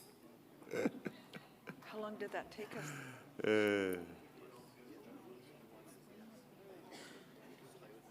Right. Okay, and folks, every one of those clickers has been registered and delivered to you personally. There is no keeping track of what you vote, but just FYI, last assembly, one of the clickers disappeared. That clicker is on a different frequency, so it's not like someone can come in and start click, click, click, and then affect this vote. These are on different frequencies. So test your mics right now, or sorry, clickers for voting. I think it's working. Yeah, and President McCallum encourages you to vote for the Canadians to win because he's a bit of a bit of a Habs fan. I understand. And we're at what, 108?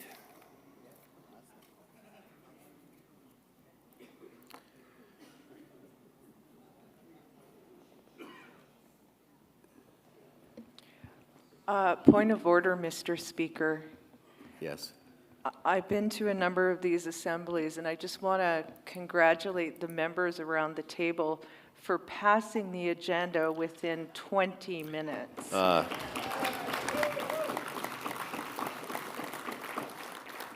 Point of order, we haven't passed the agenda yet.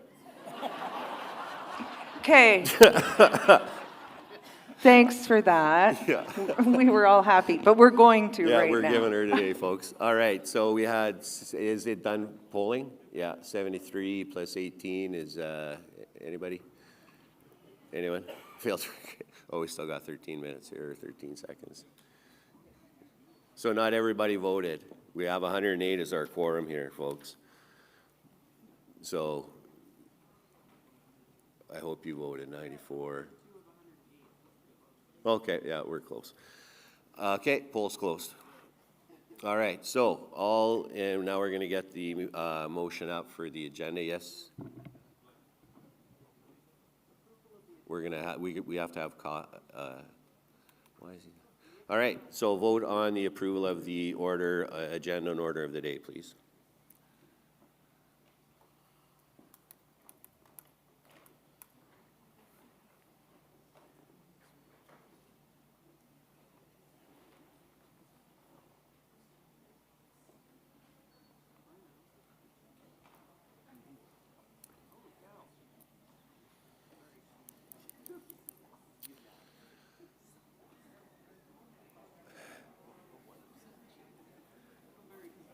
Is there a way that when they do the vote, that the timer is on there at the same time? So what we've done now is that we don't have a specific time, so the timer doesn't close it, but we give a 15-second warning. Okay.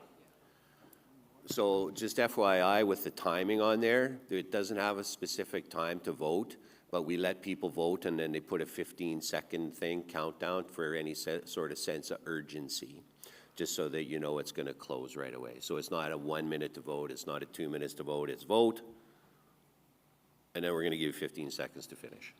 So anyway. Excuse me, Mr. Speaker. Yes. Can I congratulate the Assembly for getting this done in 20 minutes? The agenda is passed. Hey, all right. All right, folks, we're going to take a 15-minute coffee break. Please let the elders go first, and then have your good break and be back here in 15 minutes. Chair. Who's this?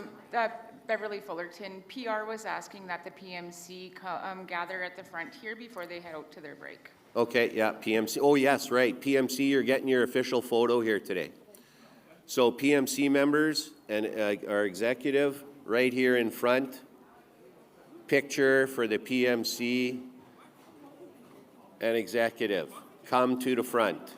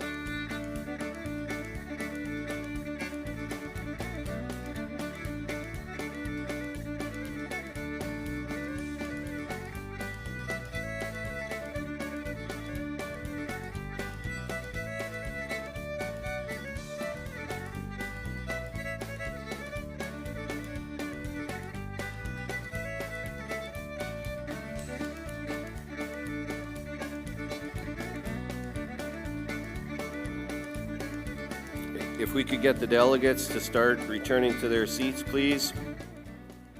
Delegates back to their seats, please. Thank you.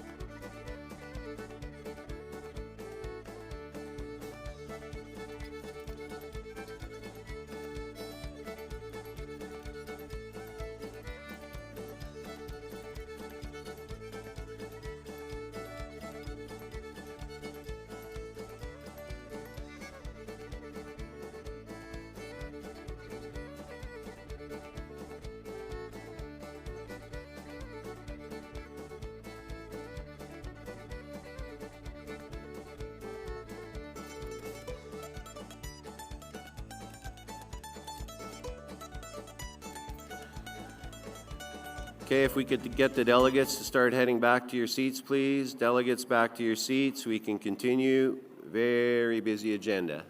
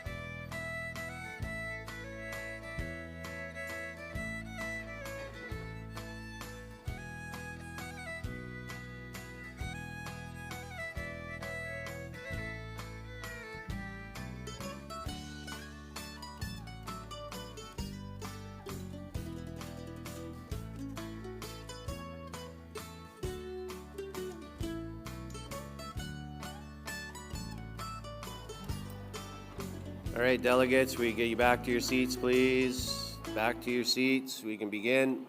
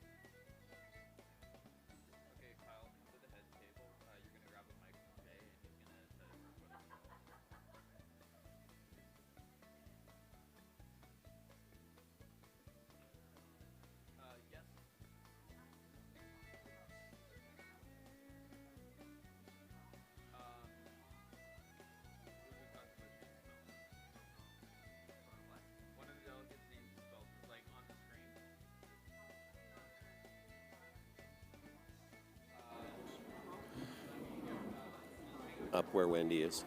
Yeah, top row. We got you one.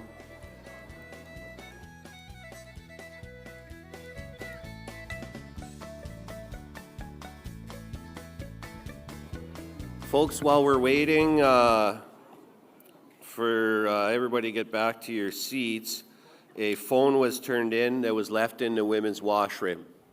There's no screensaver. I've updated your Facebook. You're now in a complicated relationship.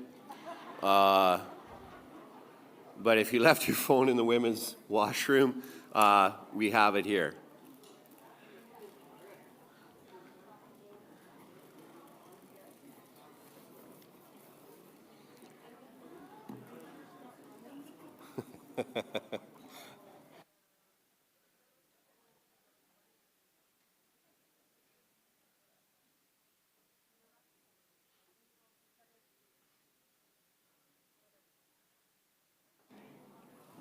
Okay, friends, we'll get you back to your chairs, please. Back to your chairs. We've already gone way over.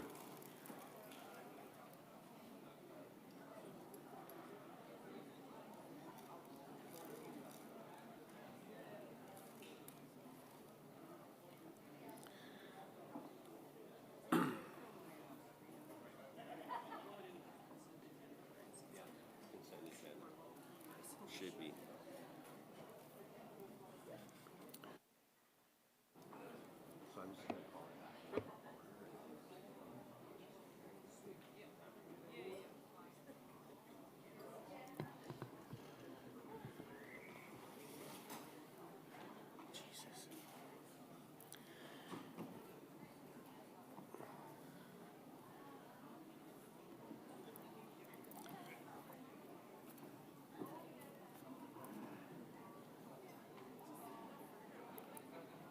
Okay, friends, we need you back in your chairs, please. That turned into darn near 30-minute lunch or 30-minute break. In the meantime, again, if you left your phone in the women's washroom, we have it here. It's gray Samsung, gray carrying case.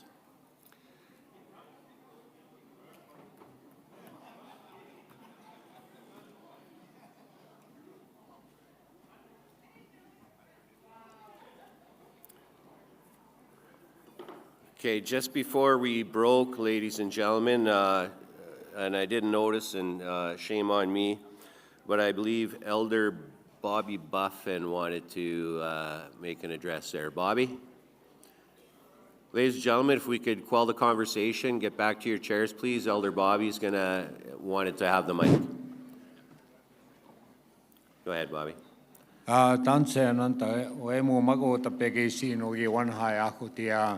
In our Region 3, Peter Buffin, so the great Métis leader, and we start.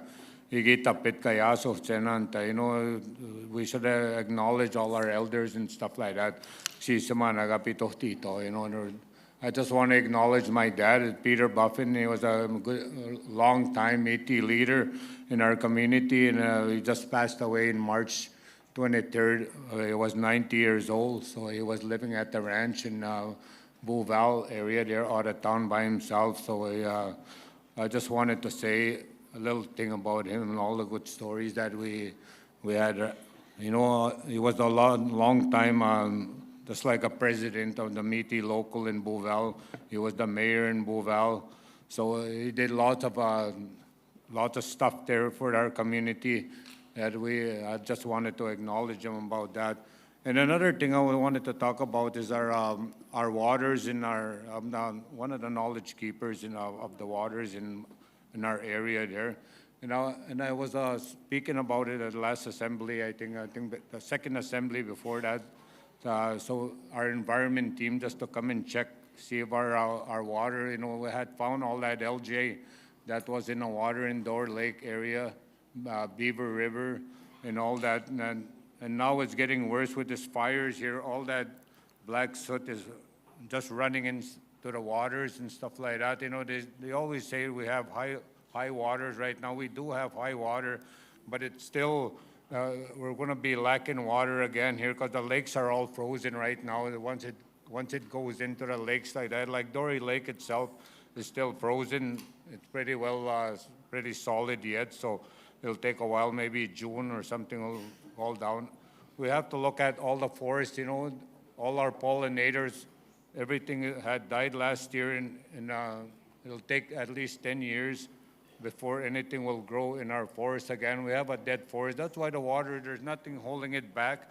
No grass, no trees, no roots, no nothing holding it back. It's just building up, running all down to the streams. So we have to really watch. I wanted these environment people to come down in our area, you know, start testing our waters and start testing our air quality. Because all of a sudden we have lots of, you know, young kids and stuff like that, anxiety, and we have so much anxiety. There must be something going on with the air, even our animals and stuff like that. You know, our neighbors in Patronac, you know, the cancers are starting to rise from there because they're eating animals from the mines and stuff like that. Is that coming, you know, who's testing the animals? You know, what's happening with that's our food, you know, our native, that's what we've been living on all this time. And we can come to the south all the time and, you know, go shopping for food and stuff like that. We have our own ducks and stuff like that. And I was talking about that, the birds, so, you know, I'm just going back and forth here, but I was talking about the birds, you know, that's coming from the south. There's a lot of our birds are missing that are flying south and coming back. So what's happening is all this logging that they're doing. You know, blue herons are missing. All our coots are missing. Lots of ducks are missing. So we should see the more environment people in our area to come and talk to us about this stuff. You know, and we want to know lots about this. You know, we have to really watch about our land and stuff like that. You know, it's these young people we have to think about, the children. You know, I'm not thinking about myself. We can drink water right now. What about a few years down the road? They won't be able to drink that water. So we have to take care of it. You know, water is life. So we have to do something now. We can't just sit around now anymore. You know, we have to care. You know, it seems like more people are not caring anymore in the northern community because we live different in the north compared to the south. Because we rely mostly on smaller animals, chickens and stuff like that. We don't have big Safeway stores and stuff like that, Costco in our area. We have to travel a long ways to do that. So I was looking at the forest too, and I was talking to the logging company why they can't use the burnt logs right now, and they were good. I thought they were good for 2 years. And how come they can make a machine to clean out all the black soot and make some lumber out of it? And it's so plenty instead of taking all the green trees out. Where's our oxygen level? You know how much oxygen that we lost in our area from the trees and stuff like that? So I would like to see the environment more involved with us, to come and sit in our local even, just to come and talk to us, so we can explain all the knowledge. We have lots of knowledge in our area, that there's lots of elders that can tell you all this. So that's all I have to say for now, and thank you for listening. All right.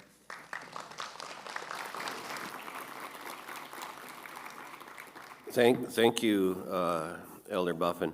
Actually, one of the environment staff will come and reach out to you today and talk to you and see if there's any way that they can help you. So thanks for bringing those issues forward. Okay, friends, we're going to get back now into a couple things. Approval of the consent agenda. Moved by Minister Brennan Morassi, Northern Region 3. Seconded Minister Ryan Carrier, Eastern Region 1. Therefore, be it resolved that the Métis Nation Legislative Assembly approves the consent agenda for the May 23, 24, 2026 sitting as follows. Adoption of minute taker Diane Parsons. Acceptance of all reports, executive, regional, ministerial, and affiliates, and appointment of the Dumont Scouts. Mr. Morassi, still so move. Still so moved, Mr. Chair. Thank you. Mr. Carrier, still so second. Yes, I do. Thank you. Any cares, concerns? Dexter Mondor. I noticed there's several reports missing from the online binder, several regional reports and all the executive reports. Did they miss getting uploaded or just chose not to do the reports? Okay, some of the regional reports came in late and they will be added to your binder. And their executive reports? They're going to have to, I don't think they have them. So acceptance of all reports that are there, the regional report is coming. The 2 or 3 that we're missing. Any other cares, questions, concerns? Seeing none, if we could get the poll up, please.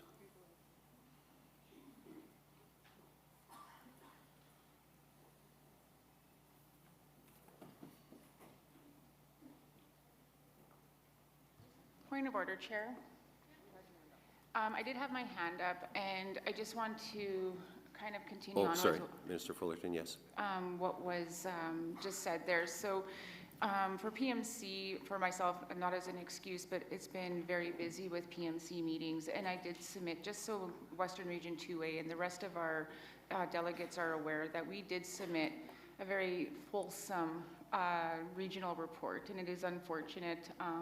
I think we were on the next day, and I sent multiple emails requesting that it be uploaded. So just for a record, that WR2A's report was submitted. Thank you. Okay. So the poll is still open. Excuse me, Chair. Yes, Ms. Gervais. Just wanted for the record as well, the last 2 MNLAs, Western Region 3, submitted a report. This time the report was not submitted, but I'll give an oral report right now. And it's just one line, I'm back, thank you. Welcome back, Ms. Gervais. Ms. Ormerod? I apologize. I think we maybe have to redo the vote. Yep. But I think it's really important that we acknowledge who our Dumont Scouts are. The motion that we have in front of us just says like that we accept the appointment of the Dumont Scouts, and I looked in the online binder as well, but it doesn't actually tell us who we're appointing. So I think it's important that we recognize those folks that we are appointing as our Scouts. Thank you. Absolutely agree.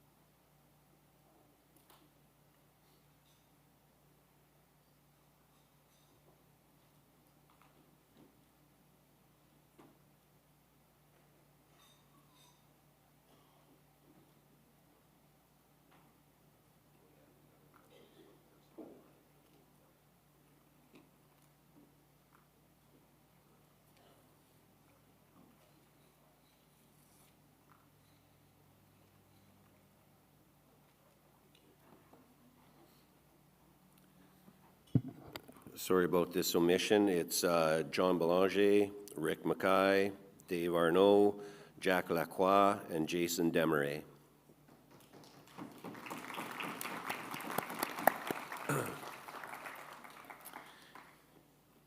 Any other questions, concerns? All right. Seeing none, we can now put the poll back up.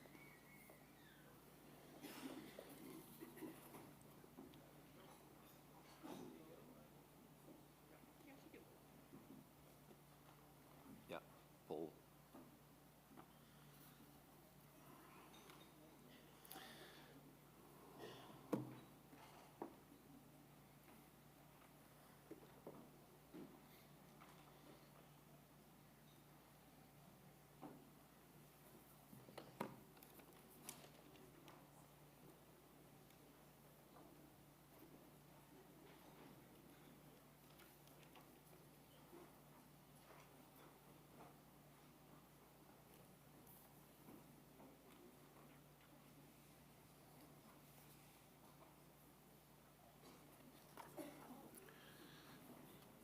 Time is down.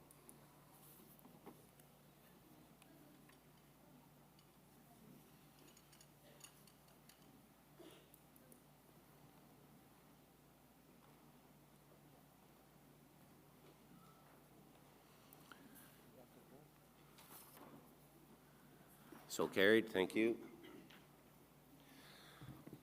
Now adoption of the minutes.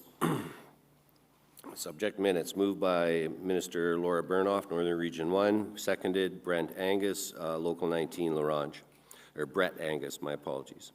Whereas at the November 22, 23, 2025 Métis Nation Legislative Assembly, MNLA, it was requested that the September 5-7, 2025 MNLA minutes be excluded from the consent agenda. And whereas the September 5-7, 2025 MNLA minutes were not adopted at the November 22, 23, 2026 MNLA. Therefore, be it resolved that the Métis Nation Legislative Assembly approves and adopts the following minutes. September 5-7, 2025 MNLA minutes. November 22, 23, 2025 MNLA minutes. Minister Burnoff, still so move. Yes, I still move, but the second whereas, if you can change that 2026 to 2025. Oh. Because it hasn't happened yet, yeah. Thank you. Sorry, which part, Minister? Oh, it says November 22, 23. Yeah, it's good now, yeah. Okay. Okay, got it. Oh yeah, right there. Brett Angus, still so second? Now that the change has been made, yes. Okay, thank you. So we'll, as Ms. Ormerod asked, we will have a time limit, and our time limit will be the lunch break at noon for this. So is there any questions that arise? Ms. Ormerod. I think I should just be by default the first person on the list every time. Thank you, Oh, Bev's making that motion. Thank you, Mr. Speaker. I guess I have 2 points to raise. One would just be in business arising. In November, we were provided with the KPMG report on the registry. I believe it was November. And I think that there's kind of some continual things that were supposed to be worked on. So just asking for a report on that report and where we're at on the status of the actions that were supposed to be taken on the registry report from KPMG. And then the other one is that in September, we did ratify the appointment of the Speaker and the appointment of Deputy Speaker. And I think it's really important that we consider an interim Deputy Speaker for this MNLA only, because as we saw, like, Member Anderson fell ill overnight and wasn't able to be here today. And I would absolutely hate, knock on wood, for that to happen to our current Speaker. But if something happens to our Speaker, we wouldn't have somebody ready to step in that could potentially halt our proceedings if we don't have a Deputy Speaker appointed. So I guess it would be more of a recommendation, but maybe the PMC can meet or even the staff and maybe decide on a potential Deputy Speaker that we can deputize just for this MNLA, just in that off chance that our Speaker falls ill or something like that. Thank you. Okay, I'm knocking on wood here because I'm with you. So how about at lunch, the PMC puts their heads together and see if there's someone that they can recommend forward to the Assembly to be the Deputy Speaker for the rest of the Assembly. And then they're going to work on getting a Deputy Speaker into the future. And we also have a motion coming up tomorrow to make process for hiring of clerk, speaker, Deputy Speaker and whatnot. So that's good. Okay, PMC, you've been assigned.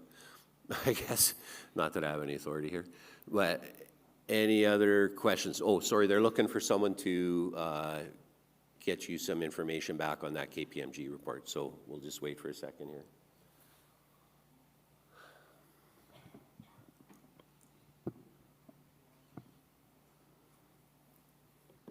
In the meantime, I'd also like to point out that the Saskatchewan Rough Riders are playing the despicable Winnipeg Blue Bombers today here in Saskatoon. So we'd like to send good wishes to the Riders and our disdain to anybody who's a Bomber fan.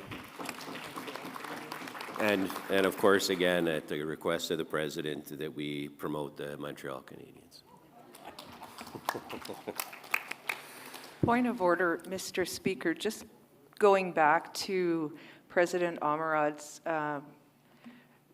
question around the Deputy Speaker. Wouldn't it be more appropriate to sort of take some nominations from the floor here and sort of bypass the PMC around that and see where it goes, see whether or not we could find a Deputy Speaker that would be willing to work with you today? Okay, so I would assume this person can't be a staff member? Could they be an elected representative? Probably not. Could be? Yeah, they can. They can. They could be elected. We've been in situations, as most of you know, I previously had served as the Speaker of the House for a number of years. And there were many times that we nominated from the floor, from the Assembly. And with that, I would nominate Jocelyn Omerod as the Deputy Speaker. I'll second that.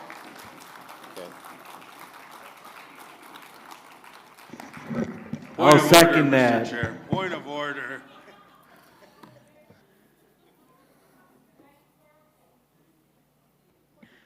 Minister Fullerton. I really like that idea. However, I would like to also support President Omerod through her resolutions she has on the agenda. So with that, I would like to nominate Karen Larocque to be the deputy, or your deputy speaker for the weekend, if MNLA thinks that's good. Minister Morasti. I will so second that, Mr. Speaker. Secretary. Do we go with a roster?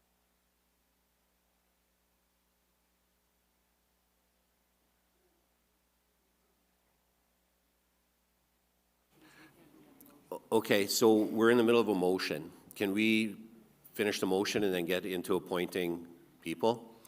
Okay, did Matt have any information on the registry report? Well, Deb is here, and she can take, oh, you can probably even go right here if you wanted to, Deb.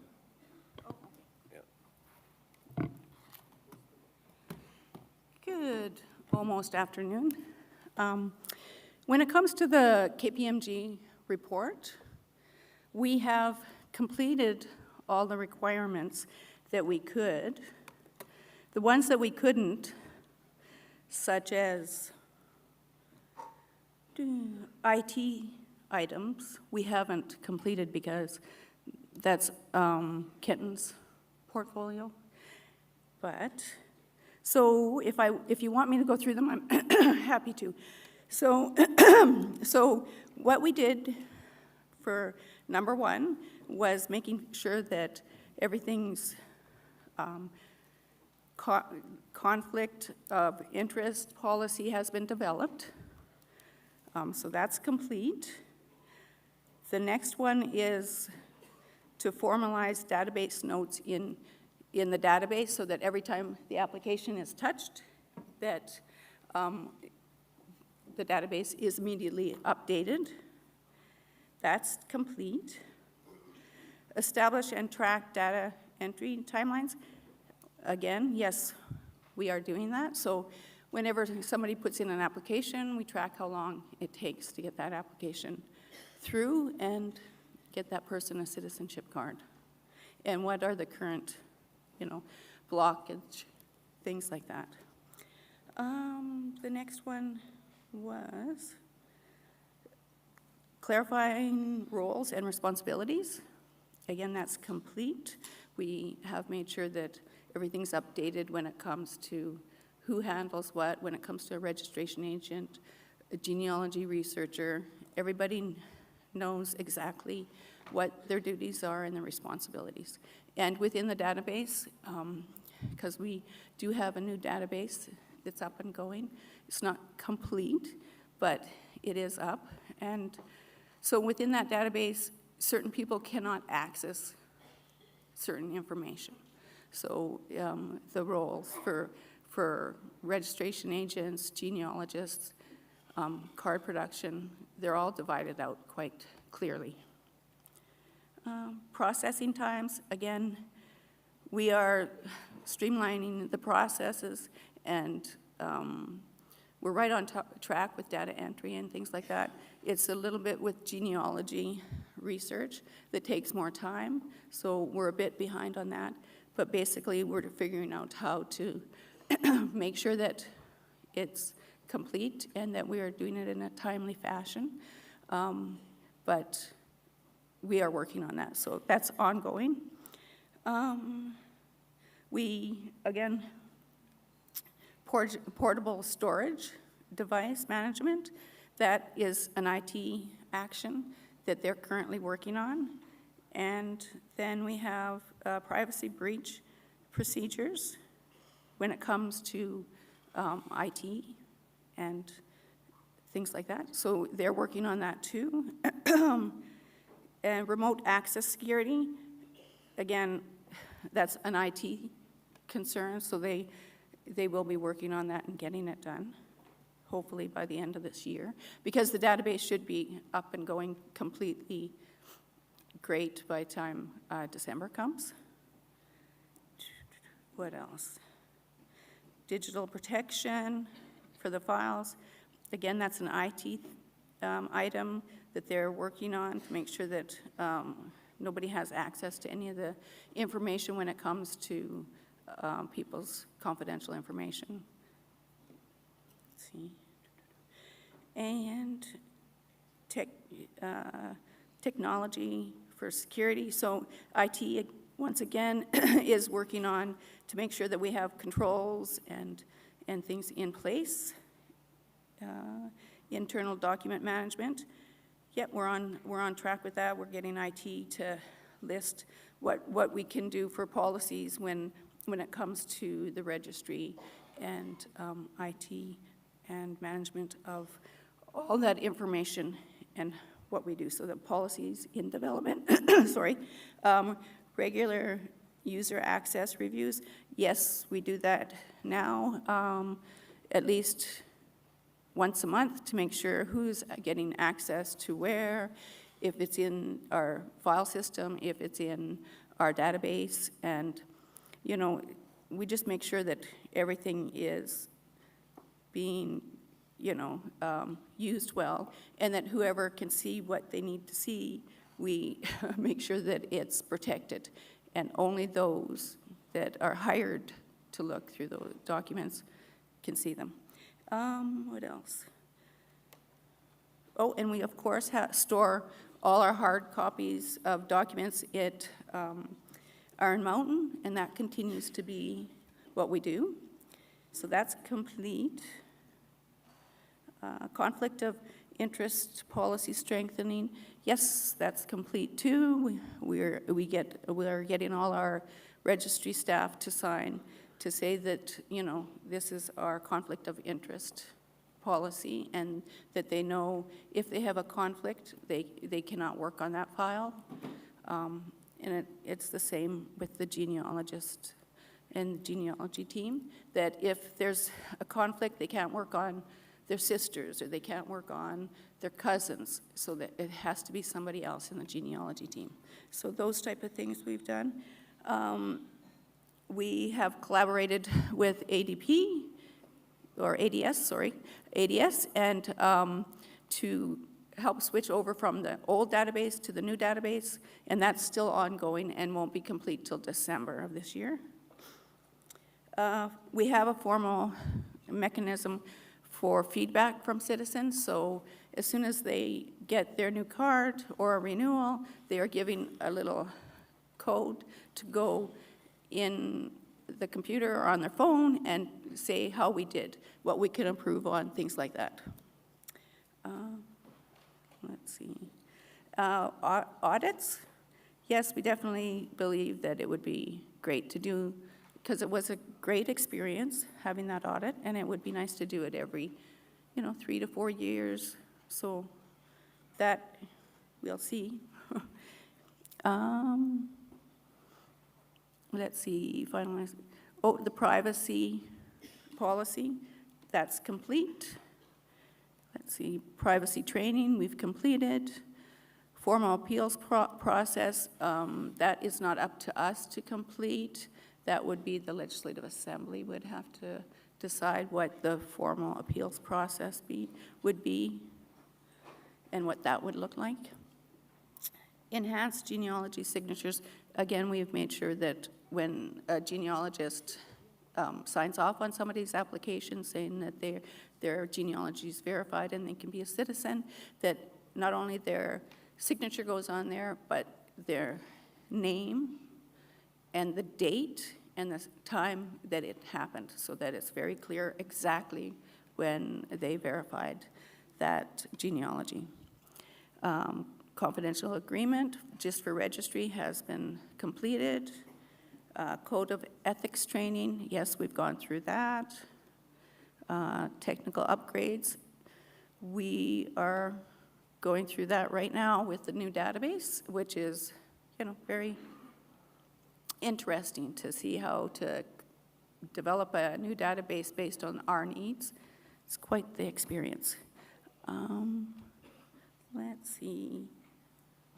Oh, reviews for the registrar. Yes, I constantly go and look into the new database and the old database to make sure that everything is running smooth, make sure, that pull audits so that I can make sure that nobody's going where they shouldn't be going, because there's, if you're working on a file, you're working on a file. You're not just snooping it through the database, and staff knows that, so that's great. So I do check, probably I would say I check, not probably, once a week, I'm in the database checking on, the stats, how long people are taking, what's the holdup. It's regularly, so I would say once a week. I do that, probably more than that, but It's just on average. Comprehensive policy review, yes. We looked at our policies to see if we were missing anything, and we do like to talk to people after they move on to a different department to see what they think, what we could have changed, how they feel about the registry, just to get their feedback too.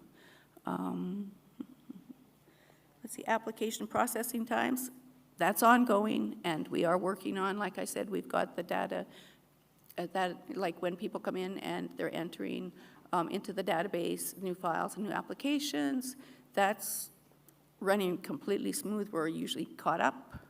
Maybe 5 to 10 files will be in there, but it's very easy to catch that one up. The issue we have is the genealogy research that takes the longest, and we're a bit behind on that.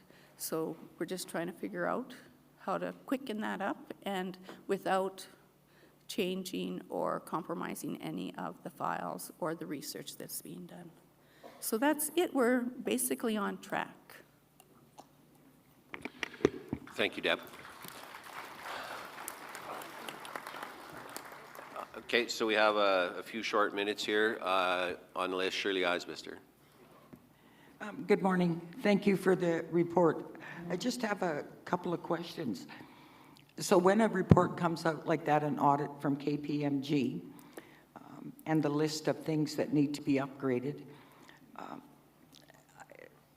for the report, it's verbal. I know they probably got you on just out of wherever you were and said, come and do this report. But is it possible to get a written report emailed to us? One of my concerns is that IT, you said IT access and things.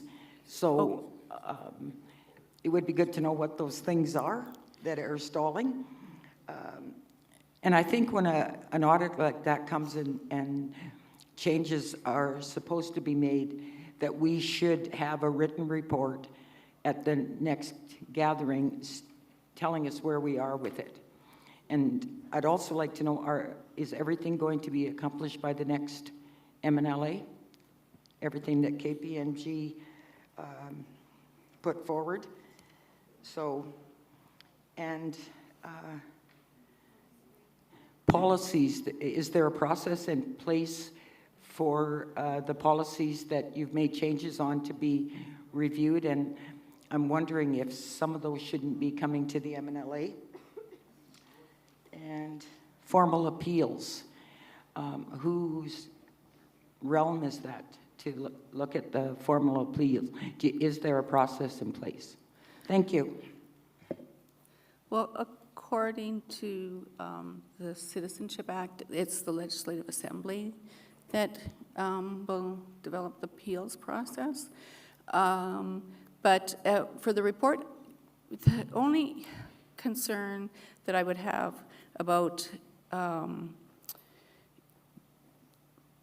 saying everything's complete is I don't have any say or control over the IT department, but I will push for it to be completed, but that's by November when the next Legislative Assembly is here, and I'm happy to provide a more detailed report for sure on everything that is been completed and what still needs to be completed, and the rationale why we haven't completed those. Definitely. Thank you. Thank you, Deb. So I'm just going to go with 2 more questions here, and then we have to pray and have our lunch. Leffie, Interim President Langen. Thank you. I'm going to just make this very quick.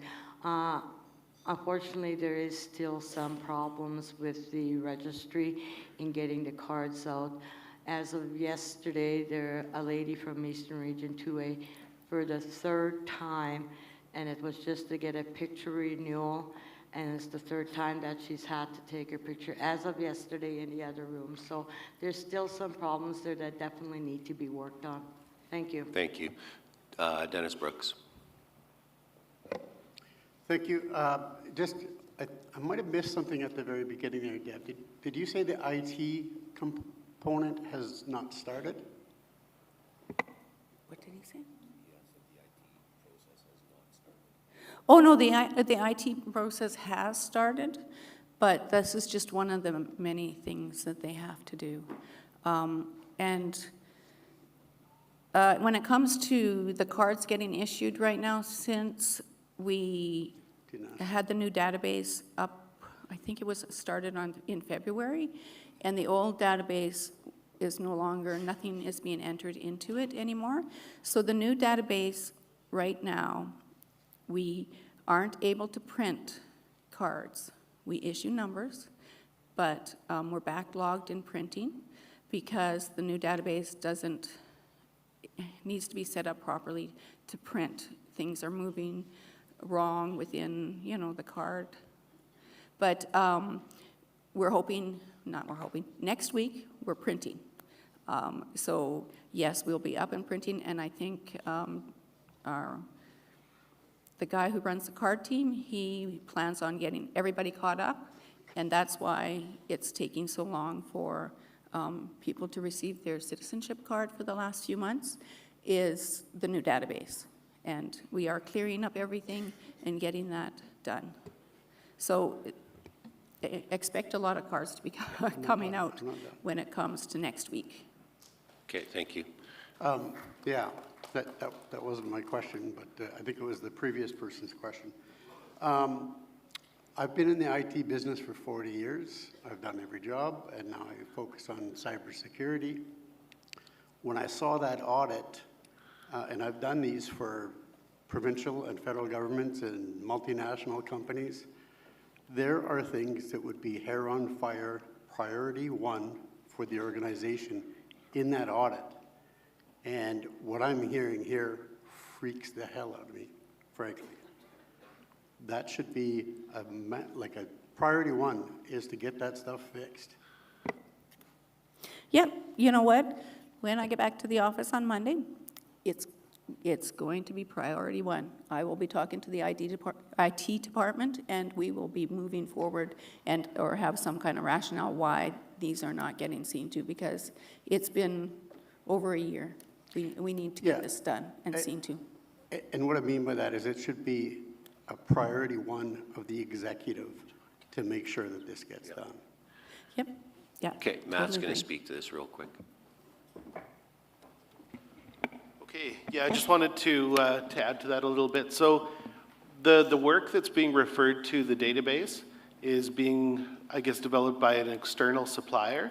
And there have been some delays in the scope of work. And so that external supplier was also working on a citizen management database on the program side of the government. And so we've actually halted the work on that and told them, don't worry about this, like prioritize the registry. That's kind of what we did right from the start. So registry is priority number one. And so Deb has a bit more of a direct working relationship with external IT on that project, just given that the registry's walled off a wee bit. But yeah, from our perspective, we're not taking any bandwidth on the ops side until that's done. Thanks. Yeah, and just one final thing. So you mentioned that you're looking at, you were doing manual reporting. What should be set up are processes and procedures so that it should be flagged if someone who is not supposed to be accessing something, you would get notified of that. Just a person going and manually looking is not adequate at all in today's day of age. Okay. So I think you guys really need to start looking at what needs to be done there, because this is freaking me out. Oh, okay. They're developing the reporting system right now, and we being Paperleaf, they are the IT company that was hired to develop the registry. And yes, they are, so that we can go to the database, the new database, and pull reports according to, areas, cities, regions, different things like that. So they are developing that, but it just started developing the reporting system this month in May. So, because there's so many things that they have to do, and I know saying things doesn't explain it, but there's, you know, what the application looks like within the database, you know, what we need for documents in there, who can access it, those type of things. Also, who can see what in that file, you know, how it's set up. There's so much detail that we've been working on for the last, well, since Paperleaf was hired. And it's ongoing because, you know, not too many companies or businesses know much about the registry. So it's trying to get them to understand what we need and communicate it properly so that they, Paperleaf can understand how we do everything in the registry and why we do this and that. And so it's quite a lot of back and forth trying to get the database up and running to what we want in the registry, because it's got to be. Okay, we're getting to operational, so. It is, yeah, it is quite a lot of work. Just one last thing. Do we have someone in charge of information security? Of the organization, not just the registry? In charge of what? Information security. Yes, we do. We've got, I guess, our IT department, along with our legal works on that. We've got internal, and then we've also got an external provider that provides additional security. And I mean, they're a large provider that provides security to entities of all sorts of sizes and scope. So we do. Okay, thank you. So we agreed to shorten this on time, and it's over into our lunch break. So we're going to vote on accepting the consent agenda, or sorry, the minutes here, and then we will have a prayer and lunch, and we will do the appointment of the deputy speaker first thing after lunch. So if we get the poll up on accepting the minutes.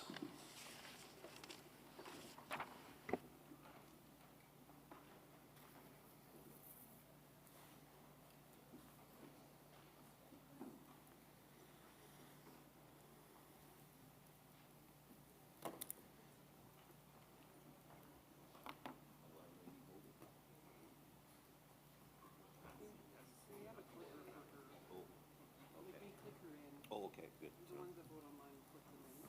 Excellent.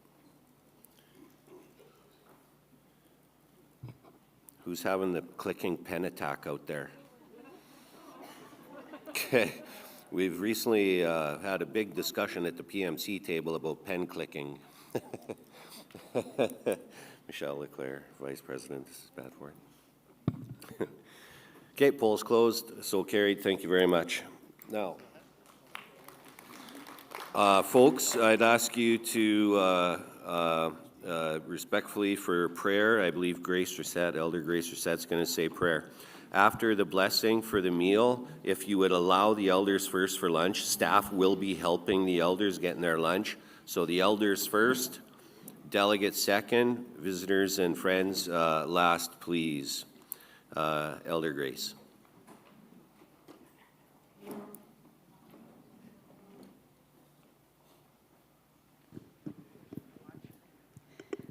I'd like to thank our Lord and Creator for providing us with the bounties of food that we are about to eat, and for the hands that are making it. Thank you. Thank you. Elders and their helpers first, delegates, then our visitors. We'll reconvene at 1 o'clock, please. Thank you.